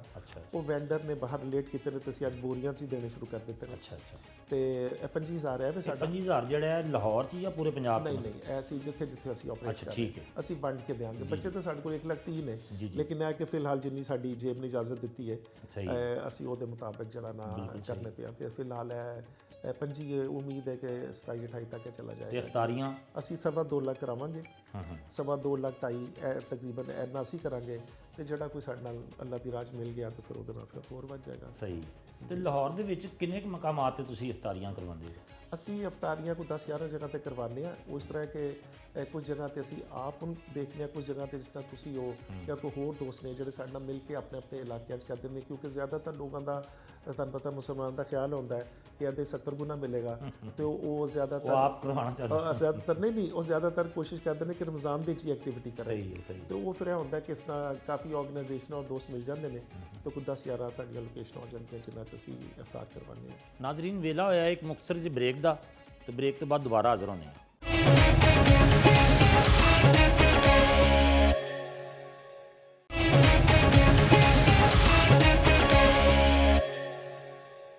ਇੰਨਾ ਤੁਸੀਂ ਮਾਸ਼ਾਅੱਲਾ ਵਸੀ ਕੰਮ ਕਰ ਰਹੇ ਹੋ, ਇੰਨੇ ਵਸੀ ਬੁਨਿਆਦਾਂ ਤੇ ਤੁਹਾਡਾ ਸਾਰਾ ਨੈਟਵਰਕ ਹੈ, ਤੇ ਇਹਦੇ ਵਾਸਤੇ ਫੰਡਿੰਗ ਕਿਸ ਤਰ੍ਹਾਂ ਕਰਦੇ ਹੋ ਸਰ? ਫੰਡਿੰਗ ਜਿਹੜੀ ਹੈ ਮੇਨਲੀ ਜਿਹੜੀ ਹੈ ਫੈਮਿਲੀ ਹੈ ਔਰ ਉਹਦੇ ਬਾਅਦ ਜਿਹੜੇ ਕਲੋਜ਼ ਫਰੈਂਡਸ ਨੇ ਉਹ ਨੇ। ਹੁਣ ਤੇ ਸਾਡੀ ਗਵਰਨਮੈਂਟ ਵੀ ਪਾਰਟਨਰ ਹੋ ਗਈ ਨਾ। ਅੱਛਾ। ਹਾਂ, ਹੁਣ ਸਾਡੀ ਜਿਸ ਤਰ੍ਹਾਂ ਫੈਡਰਲ ਗਵਰਨਮੈਂਟ ਹੁਣ ਸਾਡੀ ਪਾਰਟਨਰ ਹੈ ਤੇ ਉਹ ਆਪਣੇ ਪ੍ਰੋਜੈਕਟ 'ਚ ਅੱਛੇ ਖਾਸੇ ਪੈਸੇ ਆਉਂਦੇ। ਹਾਂ, ਸਾਡਾ ਅਗਰ 30 ਲੱਗਦਾ ਹੈ ਤੇ ਉਹਨਾਂ ਦਾ 70 ਲੱਗ ਜਾਂਦਾ ਹੈ। ਤੇ ਉਹਨਾਂ ਨੂੰ ਐਡਵਾਂਟੇਜ ਹੈ ਕਿ ਜਿਹੜਾ ਪੂਰਾ ਕਿਚਨ ਹੈ ਮਿਲੀਅਨਸ ਆਫ ਇਨਵੈਸਟਮੈਂਟ ਦਾ ਬਣਦਾ ਹੈ। ਅਸੀਂ ਉਹਨਾਂ ਨੂੰ ਕੈਪੀਟਲ ਕਾਸਟ ਚਾਰਜ ਨਹੀਂ ਕਰਦੇ। ਤੇ ਸਾਡੇ ਕੋਲ 50 ਗੱਡੀਆਂ ਨੇ, ਅਸੀਂ ਉਹਨਾਂ ਦੀ ਕੋਈ ਚੀਜ਼ ਉਹਨਾਂ ਨੂੰ ਚਾਰਜ ਨਹੀਂ ਕਰਦੇ ਐਜ਼ ਅ ਕੈਪੀਟਲ ਕਾਸਟ, ਤਾਂ ਉਹਨਾਂ ਨੂੰ ਫਾਇਦਾ ਹੋ ਜਾਂਦਾ ਹੈ। ਲੇਕਿਨ ਐਨੀਵੇ ਤੁਹਾਡੀ ਗੱਲ ਦਾ ਜਵਾਬ ਹੈ ਕਿ ਇਸ ਲਈ ਹੁਣ ਸਾਡੀਆਂ ਜਿਹੜੀਆਂ 2-3 ਗਵਰਨਮੈਂਟਸ ਨੇ ਉਹ ਹੁਣ ਸਾਡੇ ਨਾਲ ਅਟੈਚ ਨੇ ਔਰ ਥੋੜ੍ਹੀਆਂ ਆਰਗੇਨਾਈਜੇਸ਼ਨ ਜਿਹੜੇ ਇੱਕ ਸਕੂਲ 2-2 ਸਕੂਲ ਸਾਡੇ ਨਾਲ ਸਪਾਂਸਰ ਕਰਦੀਆਂ ਨੇ। ਅੱਛਾ, ਲੇਕਿਨ ਮੇਰਾ ਪੁੱਛਣ ਦਾ ਮਕਸਦ ਇਹ ਸੀ ਕਿ ਜਿਹੜਾ ਤੁਹਾਡੀ ਆਰਗੇਨਾਈਜੇਸ਼ਨ ਹੈ ਇਹ ਮਤਲਬ ਜਿਹੜਾ ਤੁਸੀਂ ਖੁਦ ਸਾਰਾ ਕਰ ਰਹੇ ਹੋ ਪ੍ਰੋਗਰਾਮ, ਖੁਦ ਦਸਤਰਖਾਨ ਚਲਾਉਂਦੇ ਹੋ ਔਰ ਖੁਦ ਸਕੂਲ ਮੀਲ ਤੁਸੀਂ ਦੱਸਿਆ ਕਿ ਅਸੀਂ ਸਾਡੀ ਆਰਗੇਨਾਈਜੇਸ਼ਨ ਖੁਦ ਚਲਾ ਰਹੀ ਹੈ ਬਹੁਤ ਸਾਰੇ ਸਕੂਲ, ਉਹਦੀ ਫੰਡਿੰਗ ਕਿਸ ਤਰ੍ਹਾਂ ਹੁੰਦੀ ਹੈ? ਦੇਖੋ, ਜਿਹੜਾ ਲਾਹੌਰ ਹੈ ਨਾ ਉਹ ਤੇ ਅਸੀਂ ਉਹੀ ਜਿਹੜੇ ਫਰੈਂਡਸ ਐਂਡ ਫੈਮਲੀਆਂ ਅਸੀਂ ਉਹੀ ਕਰਨੇ ਪਿਆ। ਫੈਸਲਾਬਾਦ 'ਚ ਅਸੀਂ ਪਿਛਲੇ ਦਿਨਾਂ ਸੋਚ ਰਹੇ ਸਾਂ ਕਿ ਇਹਦਾ ਐਂਡ ਕੀ ਹੈ ਕਿ ਅਸੀਂ ਗਰੀਬ ਜਿਹੜਾ ਮੈਨ ਨਰਿਸ਼ਡ ਹੈ, ਜਿਹੜਾ ਪੂਅਰੈਸਟ ਆਫ ਦੀ ਪੂਅਰ, ਅਸੀਂ ਉਹਨੂੰ ਖਵਾਉਣਾ ਵੀ ਚਾਹੁੰਦੇ ਹਾਂ ਔਰ ਅਗਰ ਗਵਰਨਮੈਂਟ ਨਹੀਂ ਮਿਲਦੀ ਜਿਸ ਤਰ੍ਹਾਂ ਪੰਜਾਬ 'ਚ ਹੋਈ ਤਾਂ ਫਿਰ ਕੀ ਕਰੀਏ। ਤੇ ਅਸੀਂ ਫੈਸਲਾਬਾਦ 'ਚ ਪਹਿਲਾ ਐਕਸਪੈਰੀਮੈਂਟ ਕੀਤਾ ਹੈ ਕਿ ਅਸੀਂ ਇਹ ਕੀਤਾ ਕਿ ਜਿਹੜੇ ਸਾਡੇ ਦੋਸਤ ਬਿਜ਼ਨਸਮੈਨ ਨੇ ਅਸੀਂ ਐਤਕੀ ਉਹਨਾਂ ਨੂੰ ਦਾਵਤ ਦਿੱਤੀ ਹੈ ਔਰ ਸਾਡੇ ਮਾਜਿਦ ਭਾਈ ਨੇ ਜਿਹੜੇ ਉਹਨੂੰ ਹੈਡ ਕਰਦੇ ਨੇ ਤੇ ਅਸੀਂ ਉਹਦੇ ਕਾਫੀ ਸਕਸੈਸਫੁਲ ਹਾਂ। ਤੇ ਅਸੀਂ ਤਕਰੀਬਨ ਕੋਈ 8,000 ਤੱਕ ਆ ਗਏ ਔਰ 8,000 ਦੇ ਚਾਹਵੇ ਕਿ ਉਹ ਸਾਰੇ ਸਾਡੇ ਦੋਸਤ ਨੇ ਤੇ ਬਿਜ਼ਨਸਮੈਨ ਨੇ ਔਰ ਉਹ ਮਾਜਿਦ ਸਾਹਿਬ ਦੇ ਵੀ ਦੋਸਤ ਨੇ ਜਿਹੜੇ ਕਿ ਉਹ ਸਾਡੇ ਹੁਣ ਪਾਰਟਨਰ ਹੋ ਗਏ ਨੇ। ਤੇ ਲਿਹਾਜ਼ਾ ਇਸ ਵੇਲੇ ਇੱਥੇ ਵੀ ਅਸੀਂ ਹੁਣ ਇੱਕ ਥਰਡ ਪਾਰਟੀ ਅਸੀਂ ਉਹਨੂੰ ਇਜਾਜ਼ਤ ਦਿੱਤੀ ਹੈ ਕਿ ਸਾਡੇ ਬਿਹਾਫ ਦੇ ਉੱਤੇ ਦੋਸਤਾਂ ਨੂੰ ਜੋੜੇ। ਅਸੀਂ ਅੱਜ ਤੋਂ ਪਹਿਲੇ ਬੜੇ ਕੰਜ਼ਰਵੇਟਿਵ ਸਾਂ ਪਰ ਹੁਣ ਕਿਉਂਕਿ ਅਸੀਂ ਆਪਣਾ ਜਿਹੜਾ ਗੋਲ ਹੈ ਉਹ ਬਹੁਤ ਵੱਡਾ ਕਰ ਲਿੱਤਾ ਹੈ। ਮੇਰਾ ਗੋਲ ਜਿਹੜਾ ਅਗਲੇ 4 ਤੋਂ 5 ਸਾਲ ਤੱਕ ਹੈ 20 ਤੋਂ 25 ਲੱਖ ਖਾਣਾ ਰੋਜ਼ ਦਾ। ਅੱਛਾ, ਇਸ ਤਰ੍ਹਾਂ ਹੈ ਕਿ ਕੁਝ ਜਿਹੜੀਆਂ ਫੂਡ ਰਿਲੇਟਡ ਆਰਗੇਨਾਈਜੇਸ਼ਨਸ ਨੇ ਉਹ ਸਾਡੇ ਨਾਲ ਨੇ ਜਿਹੜੀਆਂ ਰॉ ਮਟੀਰੀਅਲਸ ਬਣਾਉਂਦੀਆਂ ਨੇ। ਹਾਲਾਂਕਿ ਮਜ਼ੇ ਦੀ ਗੱਲ ਹੈ ਕਿਸੇ ਨੂੰ ਤਾਂ ਰॉ ਮਟੀਰੀਅਲ ਨਹੀਂ ਲੈਂਦੇ, ਉਹ ਮਹਿੰਗਾ ਹੁੰਦਾ ਹੈ। ਇਸ ਤਰ੍ਹਾਂ ਕੋਈ ਸ਼ੂ ਕੰਪਨੀਆਂ ਨੇ, ਇਸ ਤਰ੍ਹਾਂ ਜਿਹੜੀਆਂ ਨੇ ਨਾ, ਕੋਈ ਪ੍ਰਾਈਵੇਟ ਆਦਮੀ ਹੈ ਉਹ ਸਾਡਾ ਲਾਉਂਦਾ ਹੈ। ਅਸੀਂ ਹੁਣ ਉਹਨਾਂ ਦੇ ਲੋਗੋ ਲਗਾਉਣੇ ਸ਼ੁਰੂ ਕੀਤੇ ਨੇ ਆਪਣੀ ਵੈਬਸਾਈਟ ਦੇ ਉੱਤੇ, ਤੇ ਇਸ ਤਰ੍ਹਾਂ ਸਾਡੇ ਨਾਲ ਲੋਕ ਜੁੜਦੇ ਪਏ ਨੇ। ਤੇ ਹੁਣ ਆਉਣ ਵਾਲੇ ਦਿਨਾਂ 'ਚ ਅਸੀਂ ਜ਼ਰਾ ਓਪਨ ਹੋ ਗਏ ਹਾਂ, ਤੇ ਅਸੀਂ ਜਿਹੜੇ ਜਿਵੇਂ ਟੈਕਸਟਾਈਲ ਵਾਲੇ ਨੇ, ਹੁਣ ਫੈਸਲਾਬਾਦ ਦਾ ਜਿਹੜਾ ਚੈਂਬਰ ਦੇ ਹੈੱਡ ਨੇ ਫਾਰੂਕ ਸਾਹਿਬ, ਉਹਨਾਂ ਦੀ ਪੁਰਾਣੀ ਯਾਰੀ ਹੈ, ਉਹ ਵੀ ਮੈਨੂੰ ਕਹਿ ਰਹੇ ਸਨ ਕਿ ਆ ਜਾਓ ਅਸੀਂ ਬੈਠ ਕੇ ਦੇਖਦੇ ਹਾਂ ਅਸੀਂ ਕੀ ਕਰ ਸਕਦੇ ਹਾਂ। So now we are opening up for the open public, not public, let's say cooperate. ਮੈਂ ਨਹੀਂ ਸਮਝਦਾ ਕਿ ਪਬਲਿਕ ਕੋਲੋਂ ਪੈਸੇ ਮੰਗਣੇ ਚਾਹੀਦੇ ਨੇ, ਮੈਂ ਸਮਝਦਾ ਪਬਲਿਕ ਕੋਲੋਂ ਤੁਸੀਂ ਡੋਨੇਸ਼ਨ ਜਿਹੜੀਆਂ ਆਮ ਆਰਗੇਨਾਈਜੇਸ਼ਨਾਂ ਮੰਗਦੀਆਂ ਨੇ, ਹਾਂਜੀ, ਉਸ ਤਰ੍ਹਾਂ ਦੀ ਤੁਸੀਂ ਨਹੀਂ ਅਪੀਲ ਕਰਦੇ ਲੋਕਾਂ ਨੂੰ ਕਿ ਜੀ, ਮਤਲਬ ਬਹੁਤ ਸਾਰੀਆਂ ਜਿਹੜੀਆਂ ਆਰਗੇਨਾਈਜੇਸ਼ਨਾਂ ਨੇ ਉਹ ਤੇ ਬਾਕਾਇਦਾ ਐਡ ਦਿੰਦੀਆਂ ਨੇ, ਔਰ ਬਾਕਾਇਦਾ ਮਤਲਬ ਖਾਸ ਤੌਰ ਤੇ ਰਮਜ਼ਾਨ ਦੇ ਸਿਲਸਿਲੇ ਦੇ ਵਿੱਚ, ਰਮਜ਼ਾਨ ਦੇ ਵਿੱਚ ਤੇ ਬਹੁਤ ਸਾਰੇ ਅਸਲ 'ਚ ਹੈ ਜਿਸ ਤੇ ਤੁਹਾਡੇ ਕੋਲ ਟੀਮ ਹੁੰਦੀ ਨਾ, ਤੇ ਬੱਚੇ ਆਪਣੀ ਪਰਫਾਰਮੈਂਸ ਦਿਖਾਉਣ ਵਾਸਤੇ ਨਾ ਉਹ ਕਰਦੇ ਨੇ। ਇਹਨਾਂ ਨੇ ਪਿਛਲੀ ਦਫਾ ਵੀ ਕੋਈ ਥੋੜੀ ਬਹੁਤ ਲਾਈਆਂ ਸਨ, ਉਦੋਂ ਚੈਨਲ ਕੋਲ ਪੈਸੇ ਵੀ ਦਿਖਾਏ ਸਨ, ਪਰ ਉਹ ਆਪਸ ਦੀ ਗੱਲ ਹੈ, ਉਹ ਐਡ ਜ਼ਿਆਦਾ ਨਜ਼ਰ ਆਉਂਦਾ ਤੇ ਪੈਸੇ ਬਹੁਤ ਘੱਟ ਆਉਂਦੇ ਨੇ, ਤਾਂ ਉਹ ਵੀ ਅਸੀਂ ਇਹਨਾਂ ਨੂੰ ਮਨਾ ਕਰਤਾ ਸੀ। ਲੇਕਿਨ ਜਿਹੜੀ ਤੁਸੀਂ ਕਹਿੰਦੇ ਹੋ ਜਿਸ ਤਰ੍ਹਾਂ ਕੰਪੇਨ ਹੁੰਦੀ ਹੈ, ਜਿਸ ਤਰ੍ਹਾਂ ਕੰਪੇਨ ਲਾਂਚ ਕੀਤੀ ਜਾਂਦੀ ਹੈ, ਉਹਦਾ ਪੂਰਾ ਡਿਜ਼ਾਈਨ ਹੁੰਦਾ ਹੈ, ਉਹ ਅੱਜ ਤੱਕ ਸਾਡੀ ਕੋਈ ਕੰਪੇਨ ਨਹੀਂ ਆਈ।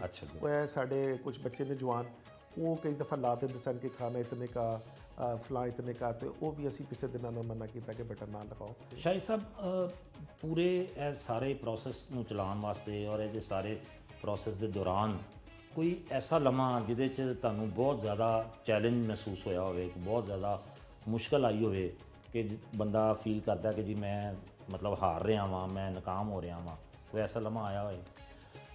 ਇਹਦਾ ਅਕਸਰ ਮੈਂ ਜਵਾਬ ਨਹੀਂ ਦਿੰਦਾ ਹੁੰਦਾ, ਲੇਕਿਨ ਤੁਸੀਂ ਇਤਨਾ ਪ੍ਰਸਤੁਤ ਕੀਤਾ ਮੈਂ ਤਾਂ ਥੋੜ੍ਹਾ ਦੱਸਣਾ ਹੈ। ਜਿਸ ਲਈ ਹੁੰਦਾ ਹੈ ਕਿ ਜਿਸ ਲਈ ਫਰਜ਼ ਕਰੋ ਤੁਸੀਂ ਬਹੁਤ ਮਿਹਨਤ ਨਾਲ ਕੰਮ ਕਰ ਰਹੇ ਹੋ, ਔਰ ਉਹਦਾ ਫਲ ਜਿਹੜਾ ਡਿਲੇ ਹੋਈ ਜਾਂਦਾ ਹੈ, ਤੇ ਕਿਸੇ ਵੇਲੇ ਸ਼ੁਰੂ 'ਚ ਆਉਂਦਾ ਸੀ। ਲੇਕਿਨ ਬੀਇੰਗ ਅ ਬਿਜ਼ਨਸਮੈਨ ਮੇਰੀ ਟ੍ਰੇਨਿੰਗ ਹੈ ਵੇ ਕਿ ਜਿਹੜੀ ਸਕਸੈਸ ਹੈ ਨਾ, ਕੰਸਿਸਟੈਂਸੀ 'ਚ, ਇੰਟੈਲੀਜੈਂਸ 'ਚ ਨਹੀਂ ਹੈ। ਕਿਉਂਕਿ ਇਹਦੇ 'ਚ ਅਸੀਂ ਇੰਟੈਲੀਜੈਂਸ ਨਹੀਂ ਲੜਾਉਂਦੇ, ਅਸੀਂ ਫੇਥ ਉੱਤੇ ਚੱਲਦੇ ਹਾਂ। ਅਸੀਂ ਅੱਲਾ ਦੀ ਰੋਸ਼ਨੀ, ਜਿੱਥੇ ਸਾਨੂੰ ਅੱਲਾ ਰੋਸ਼ਨੀ ਦਿੰਦਾ ਸੀ, ਉਹਦੇ ਪਿੱਛੇ ਚੱਲਦੇ ਹਾਂ।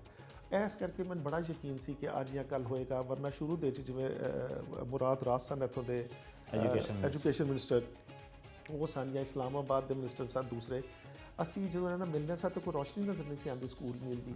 ਫਿਰ ਇੰਟਰਨੈਸ਼ਨਲ ਏਜੰਸੀਆਂ ਜਿਹੜੀਆਂ ਨੇ ਸਕੂਲ ਤੋਂ ਐਡਾ ਯਰਕਦੀਆਂ ਸਨ, ਤੇ ਇਹਨਾਂ ਨੂੰ ਸਾਰਿਆਂ ਨੂੰ ਪੜ੍ਹਾਇਆ ਹੋਇਆ ਸੀ ਕਿ ਬਿਸਕਿਟ ਖਿਲਾ ਦੇं, ਇਹ ਕਰਦੇ ਉਹ ਕਰਦੇ, ਉਹ ਖਾਣੇ ਨਹੀਂ ਸਨ ਆਉਂਦੇ।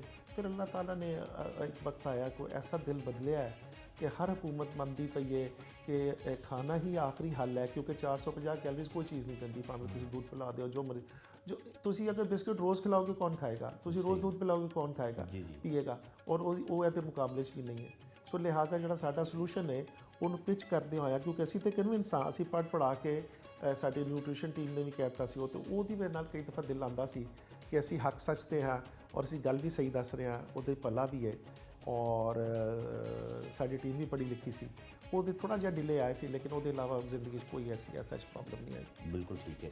ਆਖਰ ਤੇ ਮੈਂ ਤੁਹਾਨੂੰ ਸਿਰਫ ਇਹ ਪੁੱਛਣਾ ਚਾਹਾਂਗਾ ਸਾਡੇ ਵੇਖਣ ਵਾਲਿਆਂ ਵਾਸਤੇ ਜੀ, ਕਿ ਜ਼ਿੰਦਗੀ ਦਾ ਕੋਈ ਐਸਾ ਲਮਾ, ਐਸ ਖਾਸ ਤੌਰ ਤੇ 2010 ਤੋਂ ਬਾਅਦ ਦੀ ਮੈਂ ਗੱਲ ਕਰ ਰਿਹਾ ਕਿ ਜ਼ਿੰਦਗੀ ਦਾ ਕੋਈ ਐਸਾ ਲਮਾ ਜਦੋਂ ਮਹਿਸੂਸ ਹੋਇਆ ਹੋਵੇ ਕਿ ਤੁਸੀਂ ਅੱਲਾਹ ਤਾਲਾ ਦੇ ਬੜੇ ਕਰੀਬ ਹੋ ਗਏ ਹੋ? ਇਹ ਸਫ਼ਰ ਦੇ ਵਿੱਚ ਨਾ, ਇਹ ਸਮਝ ਲਓ ਗੱਲ ਵੱਡੀ ਹੋ ਜਾਂਦੀ ਹੈ। ਇਹ ਕੋਈ ਇਸ਼ਕ ਟਾਈਪ ਦਾ ਸਫ਼ਰ ਹੈ। ਇਹ ਨਾ ਜਿਸ ਤੇ ਤੁਸੀਂ ਦੁਨੀਆ ਦੇਖ ਲੈਂਦੇ ਹੋ ਨਾ, ਬਿਜ਼ਨਸ ਕਰ ਲੈਂਦੇ ਹੋ, ਤੁਸੀਂ ਸੁਸਾਇਟੀ ਵੀ ਦੇਖ ਲੈਂਦੇ ਹੋ, ਇੰਟਰਨੈਸ਼ਨਲ ਵੀ ਫਿਰ ਲੈਂਦੇ ਹੋ। ਇਹ ਜਿਹੜਾ ਸਾਡਾ ਸਫ਼ਰ ਹੈ ਨਾ, ਇਹ ਸਾਡਾ ਕੋਈ ਹੋਰ ਸਫ਼ਰ ਹੈ।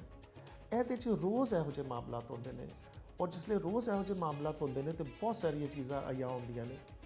ਔਰ ਮੈਂ ਅਕਸਰ ਬੈਠ ਕੇ ਸੋਚਣਾ ਵਾਂ ਕਿ ਜਿਹੜੇ ਅਸੀਂ ਐਜ਼ ਏ ਉਮਤ ਜਾਂ as a religion, as a Muslim, ਜਿਹੜੇ ਅਸੀਂ ਪਿੱਛੇ ਆ, ਤਾਂ ਮੈਨੂੰ ਤਾਂ ਸਮਝ ਹੀ ਨਹੀਂ ਆਉਂਦੀ। ਕਿਉਂਕਿ ਜਦੋਂ ਦਾ ਮੈਂ ਅੱਲਾਹ ਨੂੰ ਪਰਸੂ ਕਰਨਾ ਸ਼ੁਰੂ ਕੀਤਾ ਹੈ, ਤੇ ਉਹਦਾ ਤਾਂ ਜਵਾਬ ਐਡੀ ਜਲਦੀ ਆਉਂਦਾ, ਔਰ ਉਹਦੀ ਮਦਦ ਐਡੀ ਜਲਦੀ ਆਉਂਦੀ ਹੈ ਕਿ ਮੈਂ ਖੁਦ ਬਿਲਕੁਲ ਕਨਫਿਊਜ਼ ਹੋ ਗਿਆ ਵਾਂ ਕਿ ਇਹ ਹੋਇਆ ਕੀ ਸਾਡੇ ਨਾਲ। ਖੁਦਾ ਗਵਾਹ ਹੈ ਕਿ ਸਾਡੇ ਨਾਲ ਇਹੋ ਜਿਹੇ ਵਾਕਿਆਤ ਹੁੰਦੇ ਨੇ ਰੋਜ਼, ਡੇਲੀ ਬੇਸਿਸ 'ਤੇ, ਕਿ ਜਿਹਦੇ 'ਚ ਸਾਨੂੰ ਹਰ ਵੇਲੇ 'ਚ ਲੱਗਦਾ ਹੈ ਕਿ ਅਸੀਂ ਦੋ ਹਾਂ ਅਤੇ ਸਾਡਾ ਤੀਸਰਾ ਖੁਦਾ ਹੈ, ਸਾਡਾ ਰੱਬ ਹੈ, ਅਸੀਂ ਤਿੰਨ ਹਾਂ ਅਤੇ ਸਾਡਾ ਚੌਥਾ ਰੱਬ ਹੈ। ਐਸੇ ਕਰਕੇ ਮੈਂ ਅੱਜ ਤੁਹਾਨੂੰ ਰਸਤੇ 'ਚ ਵੀ ਕਹਿ ਰਿਹਾ ਸਾਂ ਕਿ ਇਸ ਦਫਾ ਮੈਨੂੰ ਆਪਣੇ 'ਤੇ ਬੜਾ ਅਫਸੋਸ ਹੋਇਆ। ਮੈਂ ਅੱਲਾਹ ਕੋਲੋਂ ਮਾफ़ी ਮੰਗੀ, ਔਰ ਉਹਨੂੰ ਅੱਲਾਹ ਨੂੰ ਕਿਹਾ ਮੇਰਾ ਜ਼ਰਫ ਮੰਗਣ ਦਾ ਬਤਾ ਦੇ। ਸੁਭਾਨ ਅੱਲਾਹ, ਬਿਲਕੁਲ ਸਹੀ, ਕਿਉਂਕਿ ਸ਼ਾਇਦ ਮੈਂ ਮੰਗ ਥੋੜ੍ਹਾ ਰਿਹਾ ਸੀ। ਬਿਲਕੁਲ ਸਹੀ, ਬਿਲਕੁਲ ਸਹੀ। ਜਿੰਨਾ ਮੈਂ ਮੰਗਿਆ ਸੀ ਉਹਨਾਂ ਤੇ ਸਾਨੂੰ ਆਲਰੇਡੀ ਆ ਜਾਂਦਾ ਹੈ। ਮੈਨੂੰ ਕਿਸੇ ਨੇ ਕਿਹਾ ਕਿ ਇਹ ਕੰਮ ਕਿਸ ਤਰ੍ਹਾਂ ਹੁੰਦਾ ਹੈ, ਮੈਂ ਉਹਨੂੰ ਕਿਹਾ ਯਾਰ ਜਿਸ ਤਰ੍ਹਾਂ ਬੱਚਾ ਪੈਦਾ ਹੋਣ ਤੋਂ ਪਹਿਲੇ ਦੁੱਧ ਆ ਜਾਂਦਾ ਨਾ, ਇਸ ਤਰ੍ਹਾਂ ਦੁੱਧ ਉਤਰਦਾ ਨਾ, ਇਸ ਤਰ੍ਹਾਂ ਅੱਲਾ ਦਾ ਮਦਦ ਮਿਲਦੀ ਹੈ ਜਿਹਦਾ ਆਈਡੀਆ ਉਹਨੂੰ ਕਬੂਲ ਹੋ ਜਾਂਦਾ ਹੈ। ਸਿਰਫ ਮੈਨੂੰ ਦੁੱਖ ਹੈ ਕਿ ਮੈਂ ਪਿਛਲੇ 4-5 ਸਾਲ 'ਚ ਨਾ ਮੈਂ ਆਪਣੇ ਨੂੰ ਵੱਡਾ ਸੋਚਿਆ, ਲੇਕਿਨ ਸ਼ਾਇਦ ਉਹ ਵੱਡਾ ਨਹੀਂ ਸੀ। ਮੇਰਾ ਖਿਆਲ ਹੈ ਕਿ ਅੱਲਾ ਬਹੁਤ ਮਿਹਰਬਾਨ ਸੀ ਔਰ ਮੈਨੂੰ ਇਸ ਤੋਂ ਬਹੁਤ ਵੱਡਾ ਸੋਚਣਾ ਚਾਹੀਦਾ ਸੀ। ਅੱਲਾਹ ਤਾਲਾ ਤੁਹਾਡੇ ਇਸ ਜਜ਼ਬੇ ਨੂੰ ਸਲਾਮਤ ਰੱਖੇ, ਹੱਸਦੇ ਖੇਡਦੇ ਰਹੋ ਸਰ। ਔਰ ਸਾਡੀ ਪੂਰੀ ਦੁਆ, ਸਾਡੀਆਂ ਨੇਕ ਤਮੰਨਾਵਾਂ ਚੌਪਾਲ ਟੀਵੀ ਦੀ ਸਾਰੀ ਟੀਮ ਵੱਲੋਂ ਸਾਰੀਆਂ ਦੁਆਵਾਂ ਤੁਹਾਡੇ ਨਾਲ ਨੇ। ਔਰ ਅਸੀਂ ਉਮੀਦ ਕਰਨੇ ਆ ਕਿ ਇਨਸ਼ਾ ਅੱਲਾਹ ਤਾਲਾ ਤੁਹਾਡੇ ਜਿਹੜੇ ਨੇਕ ਜਜ਼ਬਾਤ ਨੇ ਅੱਲਾਹ ਤਾਲਾ ਤੁਹਾਡੀ ਜ਼ਰੂਰ ਮਦਦ ਫਰਮਾਣਗੇ ਔਰ ਆਇੰਦਾ ਵੀ ਤੁਹਾਡੇ ਜਿੰਨੇ ख्वाब ਨੇ ਫਲਾਈ ਕੰਮਾਂ ਦੇ ਹਵਾਲੇ ਨਾਲ ਉਹ ਸਾਰੇ ਅੱਲਾਹ ਮੀਆਂ ਪੂਰੇ ਕਰੇਗਾ ਔਰ ਉਹਦੇ 'ਚ ਭਰਪੂਰ ਮਦਦ ਤੁਹਾਡੀ ਹੋਏਗੀ। ਤੁਹਾਡਾ ਬਹੁਤ ਬਹੁਤ ਸ਼ੁਕਰੀਆ ਜਨਾਬ, ਤੁਸੀਂ ਵਕਤ ਦਿੱਤਾ ਸਾਨੂੰ, ਤੁਹਾਡੀ ਮਿਹਰਬਾਨੀ, ਬਹੁਤ ਸ਼ੁਕਰੀਆ।